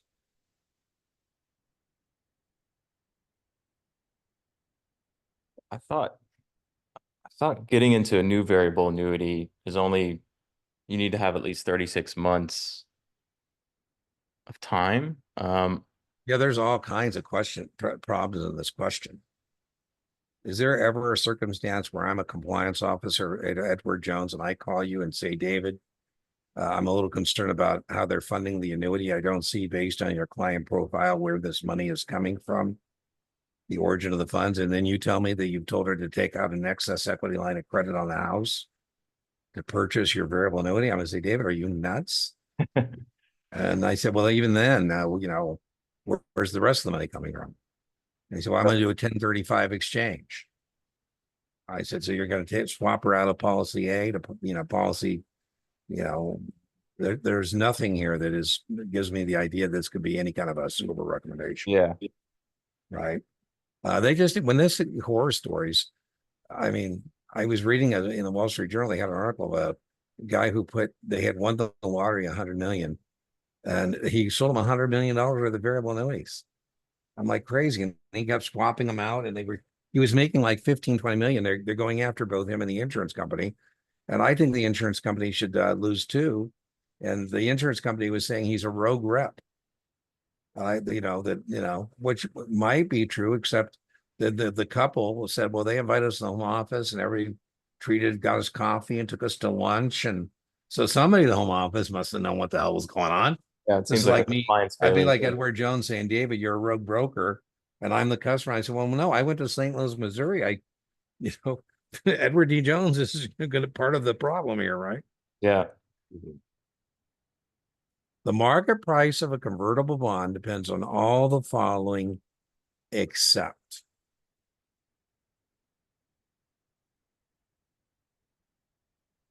Let's C is definitely true. Absolutely. Market price of a convertible bond. A is, I'm pretty sure, true. Well, because interest rates do affect the market price. Um, I'm actually going to go with A. Love how you got your way through that. Excellent. Excellent. You were wobbly there. I thought you were going to pick A, and then you thought about it some more, and you came up with the right answer. It doesn't matter about other companies because they're Yeah. different. I mean, your company, good job. Nice recovery. I love that when you have a process of some sort and you stick with the question. So as your tutor, the other thing I told you, so far there's no red flags in your performance. And the other thing is that ability to be able to have enough base knowledge to kind of look through it and change your answer. That's not changing your answer, by the way, because you didn't pull the trigger, right? Mhm. So I'm not considering that changing the answer. You just thought about some more, dug into the question a little bit, and then recovered. That requires work. And so I just, giving you kudos on that because a lot of people don't have enough base knowledge to kind of do that. They kind of get stuck on the 50-50 because they can't reason their way through it. So excellent. Excellent. That was one of your best performances today. Thanks, Dean. For a regular standardized option, any gain on the sale of the contract is.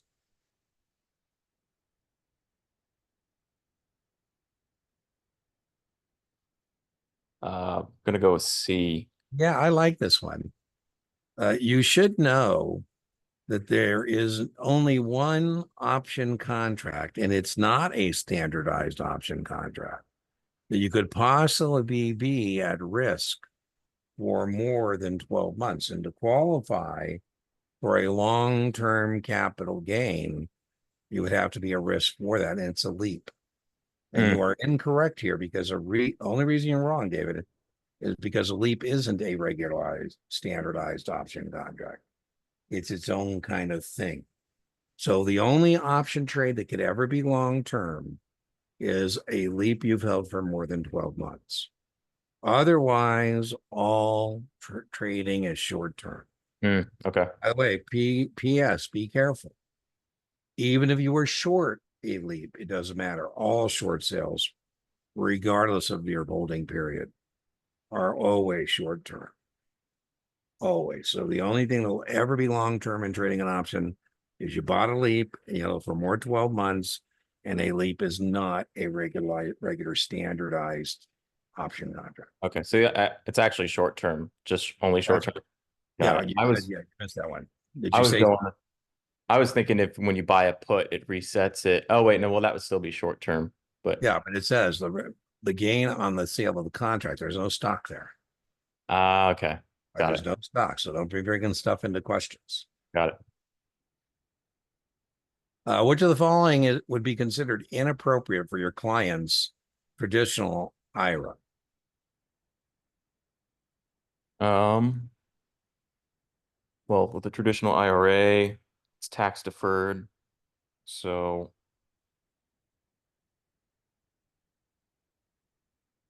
I think it would be a well. Yeah, it's a funky question for sure. I think a valuable collection of rare postage stamps. I'm not. Yeah, it's not, it depends on your custodian.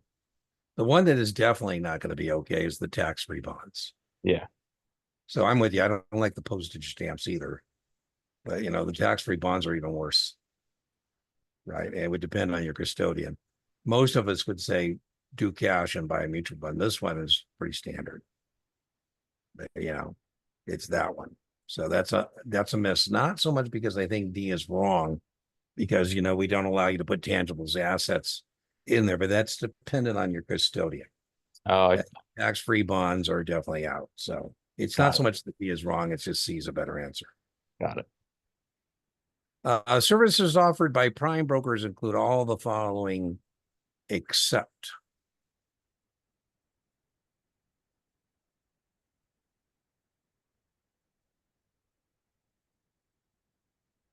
Uh, I think it's D. Yeah, I think the distractor, which ends up being the right answer just because it's a distractor, is kind of weird. But yeah, given that answer set, that's our best thing, because if I'm a hedge fund and Goldman Sachs is my prime broker, they do supply clearing services, back office support, and processing. So you're correct. I just think the D is kind of a funky answer, but is what it is, right? Mm. So one.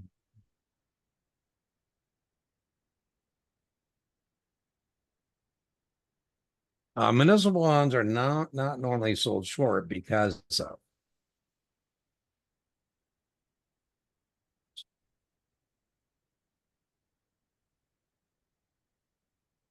Well, I know the bond market is pretty illiquid. Yeah, as compared to the stock market, most certainly, for sure. Yeah, I think A. Yeah, there you go. Boom. You know, the MSRB said you want to be an idiot, be an idiot.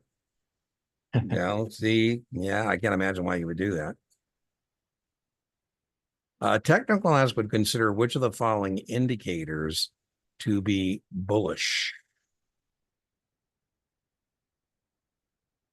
This is a tough one, Head and shoulders top formation is bearish, so I know it's not right? that. That's the one that's most testable, by the way. So good job. Stock That is the trading, most testable. stock trading below its 50-day moving average is I don't I don't think that's too relevant.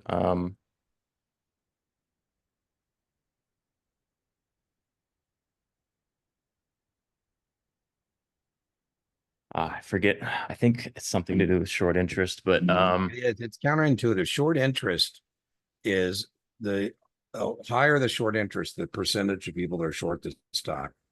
It's a bullish indicator because we know those are future buyers. So it's counterintuitive, but short sellers can accelerate bullish trends. If I short Nvidia, right, and then Nvidia goes up, I'm gonna have to buy it to close out my short position, and that causes more people to have to buy it. So short interest theory is bullish. The short interest theory says short sellers represent future buyers.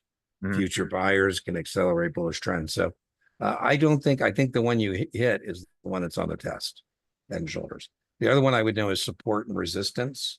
Yeah, And support, remember, is the bottom line, resistance is the top line. got it. A registered rep cannot adequately advise a client without knowing the client's financial status. Yeah, true. That's called know your customer.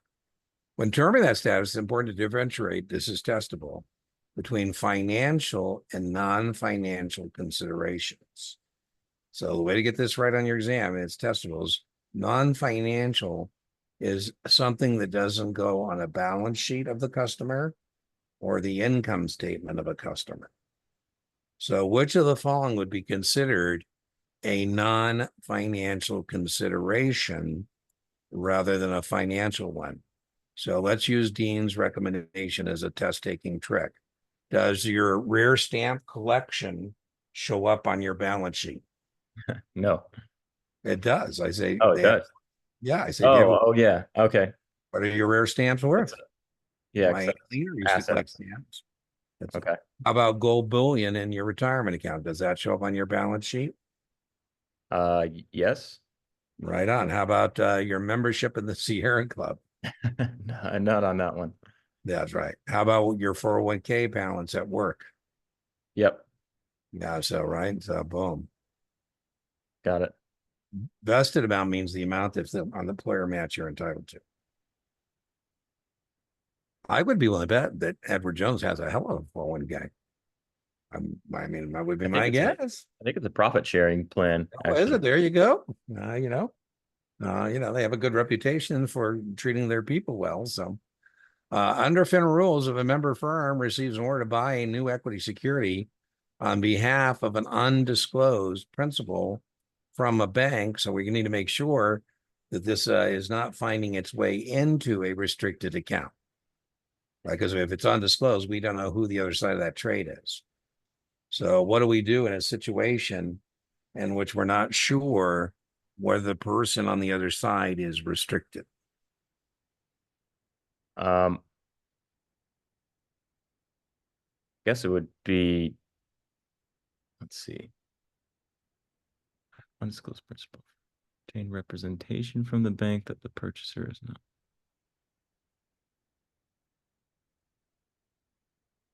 I'm in between A and C. You are correct. It's A or C, and this is test. And they say obtain representation from the bank. Yeah. So I say, listen, I need, here's what I want, a representation letter to me. You're representing, you're telling me in your letter that if I give you the stock, it's not going into a restricted account. Yeah. So I believe it's A. Yeah. The banker's probably not going to tell the customer because he thinks I'd try and steal him from him. I Right. said, you can't compromise my customer to you. I mean, he's going to be upset if I tell him. I said, well, okay, well, just tell me he's not restricted. I'll take Mhm. your word. Investors in all the following securities could receive dividends at an increased rate over time, except. I like that answer, set.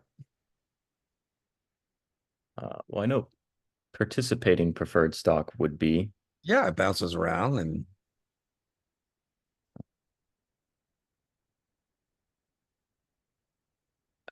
I think cumulative preferred stock you would. Um, well, let me see here. Um, receive dividend payments at an increased rate over time, except. so it's 18 cents, then it's 21 cents, then it's 24 cents, then it's 28 cents. Well, I think B and C are not it. Well, adjustable rates, the payment, the dividend goes up or down Oh, based on whatever the base rate is. And participating preferred okay. allows Yeah, you yeah. parts. That's right. That's right. So I guess I'll go with D on that one. Yeah, cumulative vista is fixed. You might go into arrears, but it's not moving. I see. Yeah. The 6% cumulative. These other ones can go up or down based on what's going on. According to FINRA, Uniform Practice Code, all the following deliveries of stock do not constitute delivery for 540. So let's review. We said that the 40 has to be its own pile. So however we do this, the pile of 40 has to be its own pile. 220s, 3010, whatever. Okay, then the balance 500 has to be piles of 100, makeable and breakable. Hmm.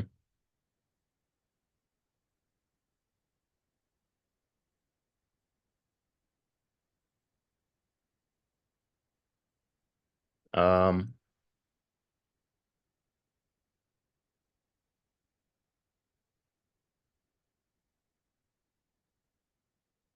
let's just do some math.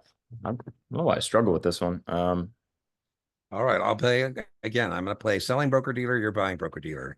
50, 100, 50, 200, 300, 400, 500, 7 for 20, 20, 40, 60, 80, 100, 20, 40. That will work. All right, guys, I can make piles of 100. I end up with the odd lot being one pile. mhm. So that is good delivery. Let's look at the next one. 300 and then 12 for 20. So again, 20, 40, 60, 80, 100, 20, 40, 60, 80, 100. There's 500. Here's the remainder, two 20s for 40. Good Yeah, delivery. C is makeable, but it's not breakable. yeah, that was Okay, my guess there. right? So 1 for 500, 8 for 5. There's your pile of 40. So the way to get it right is the odd lot has to be its own pile. I That see. Okay. has to So be its own pile. when you say odd lot, you're just talking about the nine. Yeah, less than 100, less than Okay, 100. got it. Very odd lots are less than 100. So we have 5 round lots here. That's 100. And that's the normal unit of delivery and an odd lot. And the odd lot has to be its own pile. The odd lot is the part that's not 100. Got it. A portfolio invested in blue chips and growth can best be described as. Well, income is attached to blue chip stocks. That's High yield isn't really going to be right. relevant there. Balanced, there's no bonds. So that I would say A. Yeah, excellent. You're after total return. Which of the long may it must be readily available for 2 years.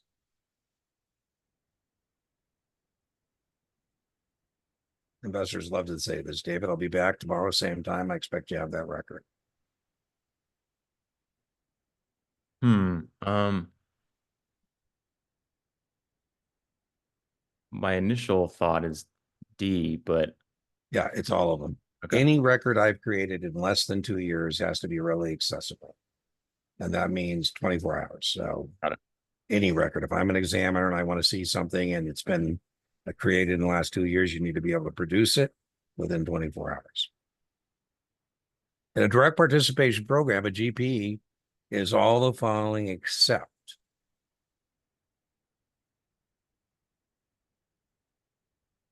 That would be C. Yeah, right on. Very testable. Customer wants to buy $12,000 worth of stock using marginable securities. So he doesn't want to come up with the 6 grand in cash. He wants to deposit instead collateral. I'm cool with that as a margin clerk. So you're basically telling me you want me to lend you the entire $12,000. More than happy to do so, as long as you give me. It would have to be uh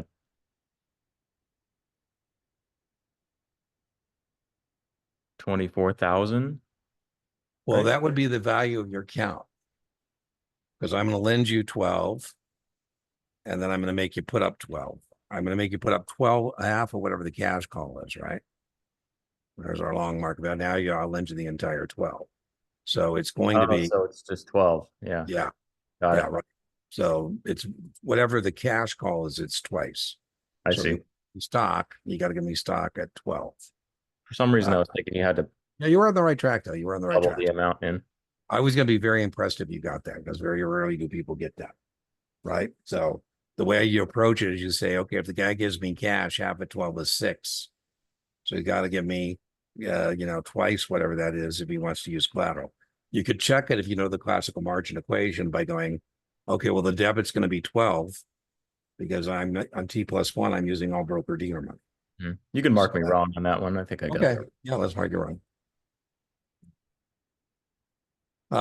Which of the following purchasers of Class A shares are ineligible for sales charge reductions by reaching a breakpoint?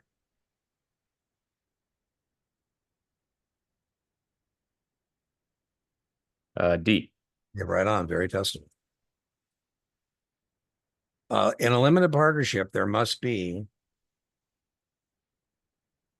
C. right on. In which of the following strategy would the investor want the spread to widen? Wow, this one is tough. So here you're going to have to determine which of these spreads are debit spreads with missing premiums. I think this is the hardest spread question you get. All right. So debit spread is widened. So a debit spread would be, yeah, there's no strike prices there, right? So, or wait, no, there is. There's strikes, but no premium. Yeah, yeah. So So, my mantra, I don't, you know, my mantra. My mantra is lower, higher, longer. mhm. Lower, higher, longer. Lower, higher, longer. Lower strike call contracts always have greater premiums. So we buy the lower strike, we're gonna have more money out than it's a debit. Lower, higher, longer. Yep, Higher strike put contracts always have greater premiums. So we buy the higher strike, it's going to be a debit. yep, Longer term option contracts always have greater premiums. So yep, we buy the longer, it'll be a debit spread. So Roman number one, yep, we buy the 30 and we sell the 25. Higher strike put contracts always have greater premiums. So you're going to pay more for the 30 than you're bringing in for the 25. Two, you're going to write a 45 put, buy the 55. Higher strike puts have greater premiums. You're buying the 55. Buy 65, sell the 75. 75 has a greater premium. Four, lower strike calls have greater premiums. You're writing the 30 call. You're going to get more money in. yeah. So I know that Roman numeral number one, if you're right, the lower strikes, that would be the dominant leg is a credit. That would be a credit spread. Nope, it's a debit spread because the 30 put is the dominant leg. You're right. The one with the greater premium Oh wait, yeah, sorry. is the Yeah, dominant the leg. put. All right. Lower, higher, longer. I'll I just go thought ahead and I will put the dominant legs in here for you because the dominant leg is always the leg with the greater premium. yeah, I misread that. I thought that was a call. So yeah, one is widen. Um, Yeah, and then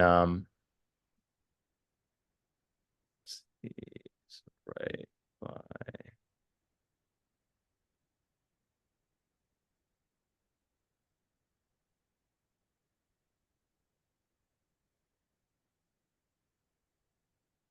Yeah, so it'd be one and two, right? excellent. Excellent. That's the hardest kind of question you're going to get on your exam. Corporation has a market price of 45 and earnings of 3. It announces a 3-for-1 stock split. I think we had something similar to this earlier. After the split, the price to earnings would be 3-for-1 stock split. So the the market price per share is gonna go to 15. right on. And then earnings per share.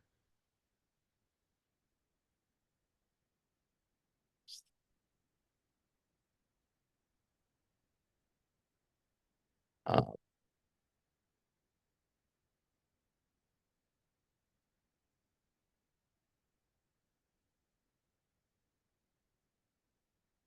is it 15? Yeah, doesn't change. We did this before, right? You can either do the math or just know it doesn't change, right? You were on the right track. You said, Dean, the stock's going to be 15. That's correct. And now the earnings is going to be 1. So it was 45 divided by 3. Now it's 15 divided by 1. It's 15 to 1. Was 15 1, still is 15 to 1. Mm-hmm. Good job. What's the following regarding a tombstone advertisement for a new issue is not true. Not true.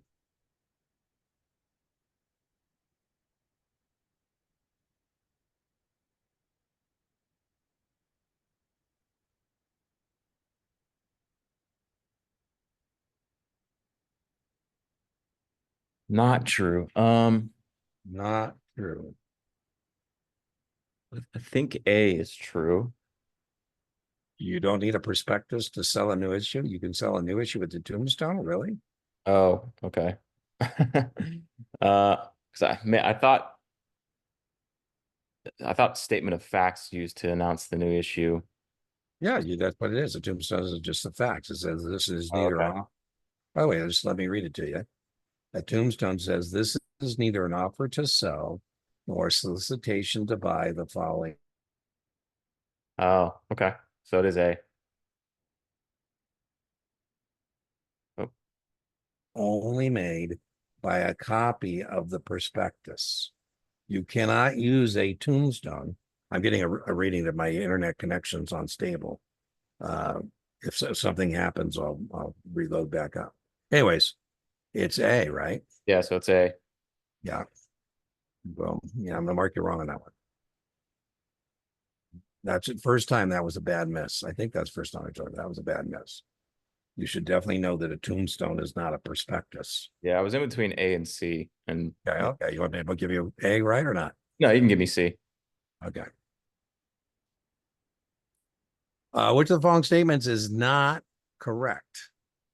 Not correct.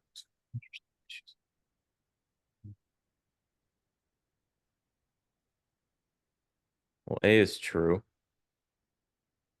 That's correct. We're looking for something that's not correct. Non-municipal securities may be taxed at the municipal level, not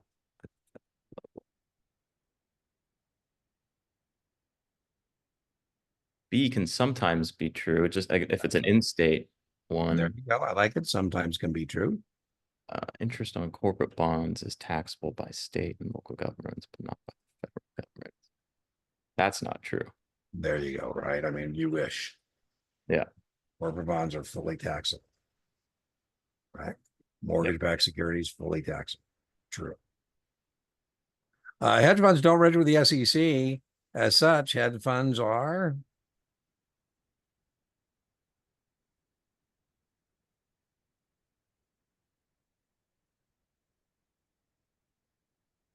Uh, I want to. They're not exempt from anti-fraud. nobody's exempt from anti-fraud. I That's just have your hedge fund so I could defraud people. No, they're definitely speculative. right Uh, on, I don't think they're sold only in unsolicited transactions. I want to say C. right on. They're private placements, so there's a lot less transparency.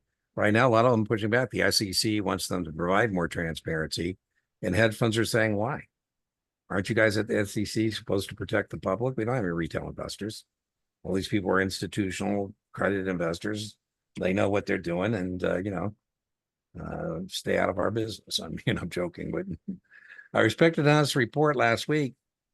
T-bill was 1% is lower than the rate of the preceding week and lower than the average. Which of the following is true? So respected analyst reports last week's T-bill rate is 1% lower. So interest rates are going down. Yep. So interest rates are going down. So that means investors are paying. Um, Oh wow, this one's kind of weird, right? We got to reverse engineer now the what that means in terms of the answers. so I kind of like it. I mean, I think it's a weird question, but I like it. so they're 1% lower than the preceding week and lower. So that means This is a judgment question. I would give you like 3 or 4 points if you end up getting this right. I think it's investors are. Let me think for a second.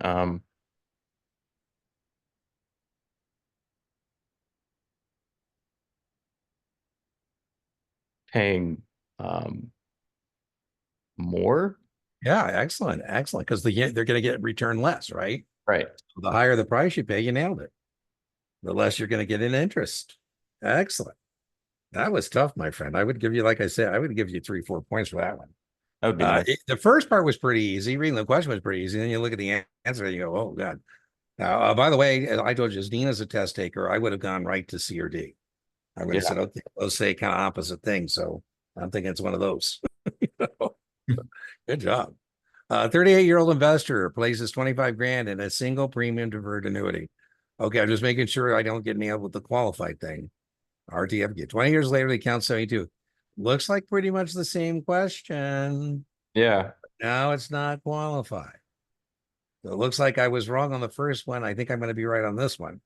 The investors in 25%. I like both of them, by the way, because what they're testing on is, do you understand the concept of cost basis as it relates to annuities? And this idea is there is a cost basis here of 25 grand, right? Now there's 72. You haven't paid taxes on that. I think I did this incorrectly last time because I said there was a cost basis and there wasn't. So I already paid taxes on the 25. There's no penalty either. So No penalty, right? Again, let's see. How do we know no penalty? 20 years later, looks almost like the same question, doesn't it? yeah. Cap on those bastards, right? So you're right, no penalty. So now it's going to be the difference between 25 and 72 times 25%. If they don't specify um qualified, did you just assume That's right. You non-qualified? assume you assume that's why Dean got in trouble, right? Because I just assumed I didn't catch the damn qualified, right? One word, man, can Yep. pivot a question, man. RTFU, the session before you, she was testing, and I said, "Listen, you got to go down there when you're bright-eyed and bushy-tailed." And I said, because these exams are giant reading tests, and when you get into we're going to our third hour, we are end up getting tired, and then you can start missing it. Company splits its stock 2-for-1. The investor who owns 100 shares. So they'll receive, let's see. Well, let me see here. Let's do Yeah, the kind math. of stupid. I mean, I don't think this is the implication. It's you have more shares, so does everybody else. It's not a taxable event, and you have to adjust your cost base per share. Those are the test questions. But Yeah. I think it's when they receive another yeah, certificate. because I think we could have got this right because Kaplan, I was just telling him how clever they think they are, but they forgot that in a previous question they told us we got 50 shares we could sell. Right. Mhm. So it would be a mess if it wasn't a different share. Yeah, I was expecting them to go a different route there, but yeah. Arbitration and mediation are two services provided by FINRA to settle disputes between members. Regarding these services, which of the following is not true? Not true. Uh, well, two is definitely not true because it's binding. Oh, wait. Not true. So Not true. yeah, so two is true. Two is true, and we're looking for not true. So two is now out. Meteor.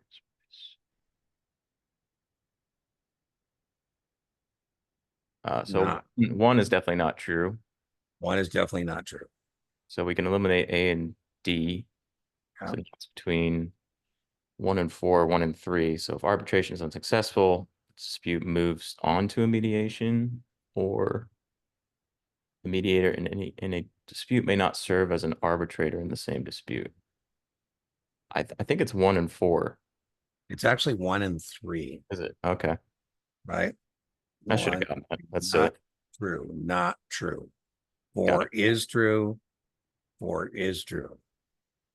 Right? Because the idea is if you're the mediator and then they didn't accept your mediation, now you're mad. Right. And now you're the arbitrator. So that would be a conflict that you didn't accept my mediation and now I show back up as your arbitrator and I'm upset. Issue made direct sales of a new issue to all the following except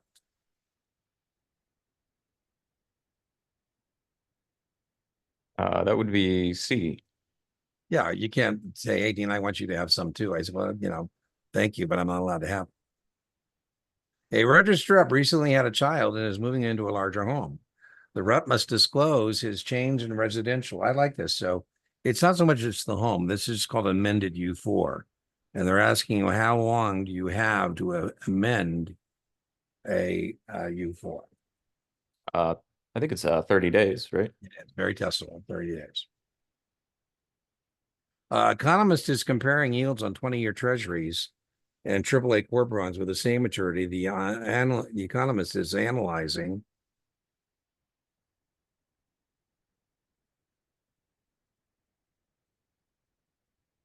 Well, yields. I don't think it's B because Yeah, that's duration would be about volatility and both volatility. your bonds, right? The Same risk, as trading. the value spread, I don't even think I've heard that term before, but Yeah, there's no such thing as a value spread. Spread risks, always means difference. I think it's between A and C, You are and correct. risks, I think credit spread is the Yeah, answer. that's what that is. The difference between high credit quality bonds and lower credit quality bonds. Yep. Advantage of oil and gas, TBBs, is do not generally include which of the following.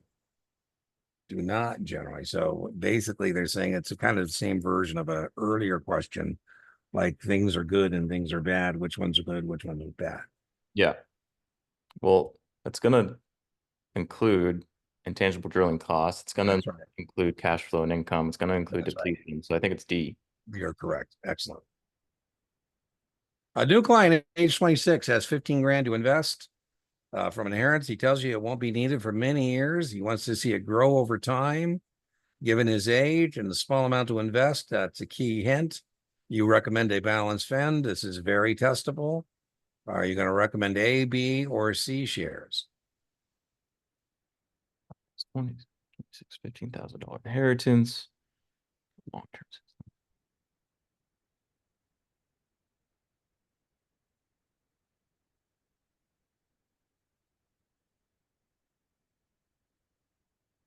Well, I know you're paying more up front when you invest in the Class A shares with That's the right. sales charge.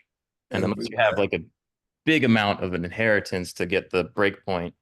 yeah, that's exactly right. And it tells you it's not a big. I mean, they stipulate, so we don't have to guess whether that's small or not because they tell us it's small. So your point, he's probably not going to be able to qualify for a break point, and therefore the A share is out. Right. And I don't think it's D. Um, Yeah, you don't ever tell me you can do both. One is better than the other. Class B shares, you hold for, 5, 7 years because you get the Yep. And then remember that it turns into yield. an A share. It has a contingent deferred sales charge. It's a way to get the shares without paying a sales charge as long as you hold them Yeah. over. So I think it's a B. Or sorry, not I Very think much it's a- B shares, but A. Yeah, Yeah. right on. They're very testable. Very testable. And you can nail it. Advertising related municipal securities must be approved by which of the following?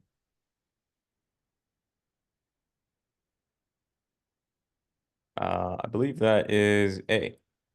Yeah, nine. It can be a general securities principle or a municipal securities principle. One of your customers would like to purchase a government agency for the of her daughter. The daughter worked in construction over the summer, would like to use 12 of her savings for the purchase. Securities issued by which of these agencies could be purchased for the account? It's kind of a stupid question.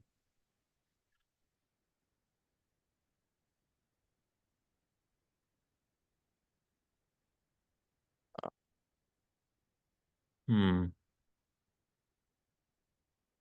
Securities issued by which of these? Let's see. Yeah, this is pretty stupid. The daughter works, so it says she wants to buy 1275.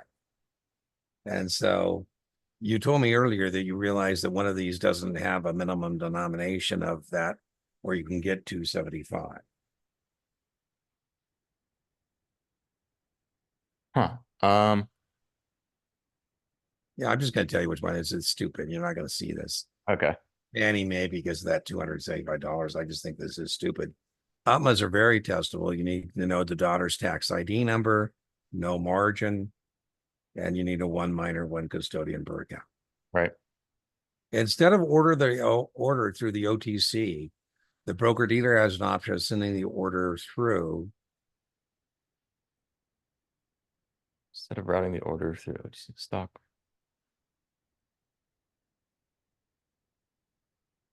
I think that would be a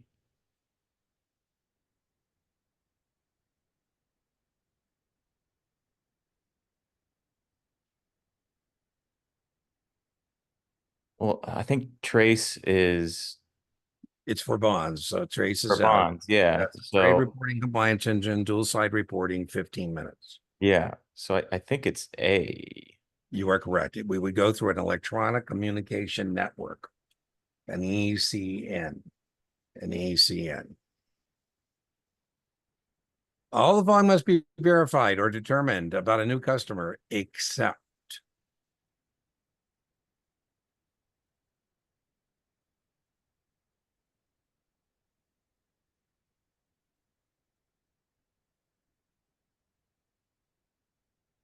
New customer. Um,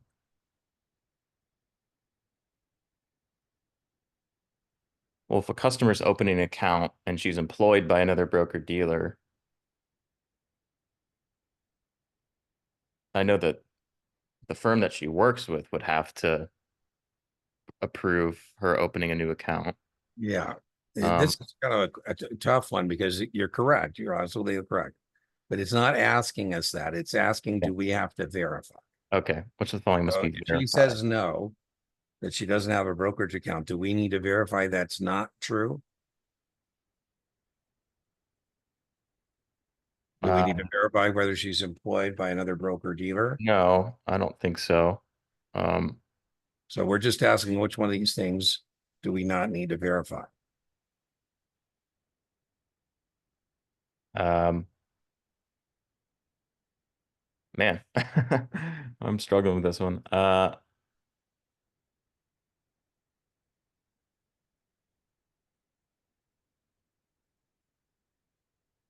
guess D. Yeah, you missed it. We're going to check OFAC, Okay. designate nationalist, to make sure she's not on that list. So we Okay. definitely we check every new account opened against the designated nationalist of people we're not supposed to do business with. We're going to verify citizenship. We're going to verify whether she works in another broker dealer. The answer was B. We're just Uh, going to take for it what she I, tells us about our other brokerage firms. So, I should have gotten that. Thank all right. Well, that's okay. I think, well, let's see what your score is, my friend. I think it's going to be a great score.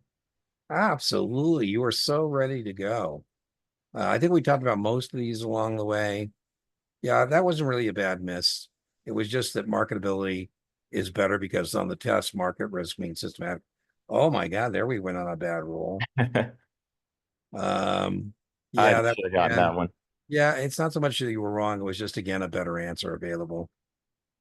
Offers a high potential profit. We said it does not require meeting the locate requirement. It's buying a put. It would not be correct. It offers a high potential profit. The reason is the short sale has more profit potential all the way to zero, but it has more risk as well. I wouldn't feel bad about that one. Yeah, you would have been right if I asked you what would we expect it to open up on the X, Hmm. 48 minus 50, but there is no uptick rule. You can sell short the stock as soon as you can locate. Um, let's see. I think we got this right, did we not? I think that's on me. I think we said that right, and it looks like Dean clicked the wrong button. So that's for purposes of the 5% policy, that's one transaction. So that's on me, but that's testable. Let's see, Wait. transaction.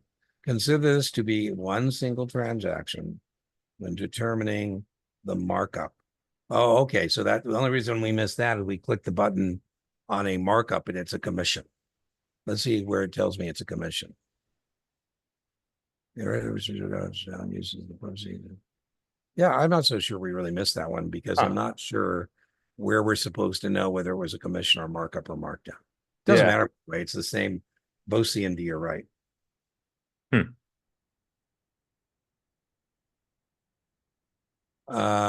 Institution. Yeah, we talked about that one. The only reason you missed that one is because it said all.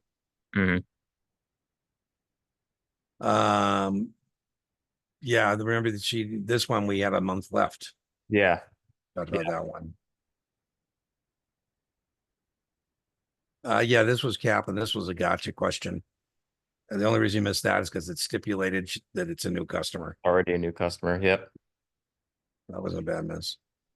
Um, you said 5 rights. It's actually 2, right? We took the don't count the preferred stock because there's no preemptive right. 1 million divided by 500,000 is 2 rights.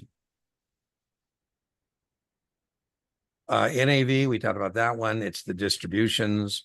Hmm. Money coming in or going out is a wash. Got it. It doesn't affect it. You said 3 and 4, yeah, 1 and 4 is what you said. And it was 3 and 4. I wouldn't worry about that partnership question. It's all short term. Leaps are not, and there's nothing in here about stock. So it's all short term, all short term. Got it. Yeah, I didn't like this one, but yeah, the one that's really the worst, I don't like any of these, but the worst one was C. Mhm. That was one, yeah, not a bad miss. It's 2 times the cash call. So if the Got it. cash calls 6, then you give me 12. That was a bad miss. We don't use tombstones to sell securities. We use prospectuses. Yep.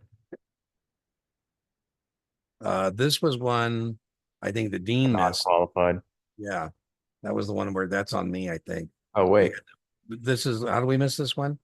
Let's see. It should have been. I didn't do the math. I just assumed it was the same. Oh, we did. Oh, there was the 10% penalty. That's 38. Oh, there we go. We missed that's the what we missed. now 58. Okay. We both missed that one, tutor and student. Nobody gets 100. We talked about this one. Arbitration is binding and mandatory. Mediation is not.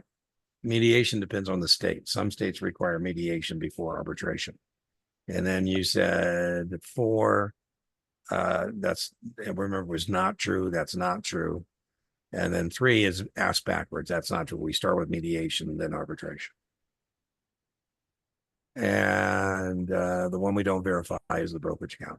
Not Got it. bad, not bad. Now, as I mentioned, I think you're on track. When you testing Friday, Monday. fantastic. I think I don't see any red flags whatsoever. I forget. I got to stop doing this. Could you stop your recording? Yep, sure. Sec here.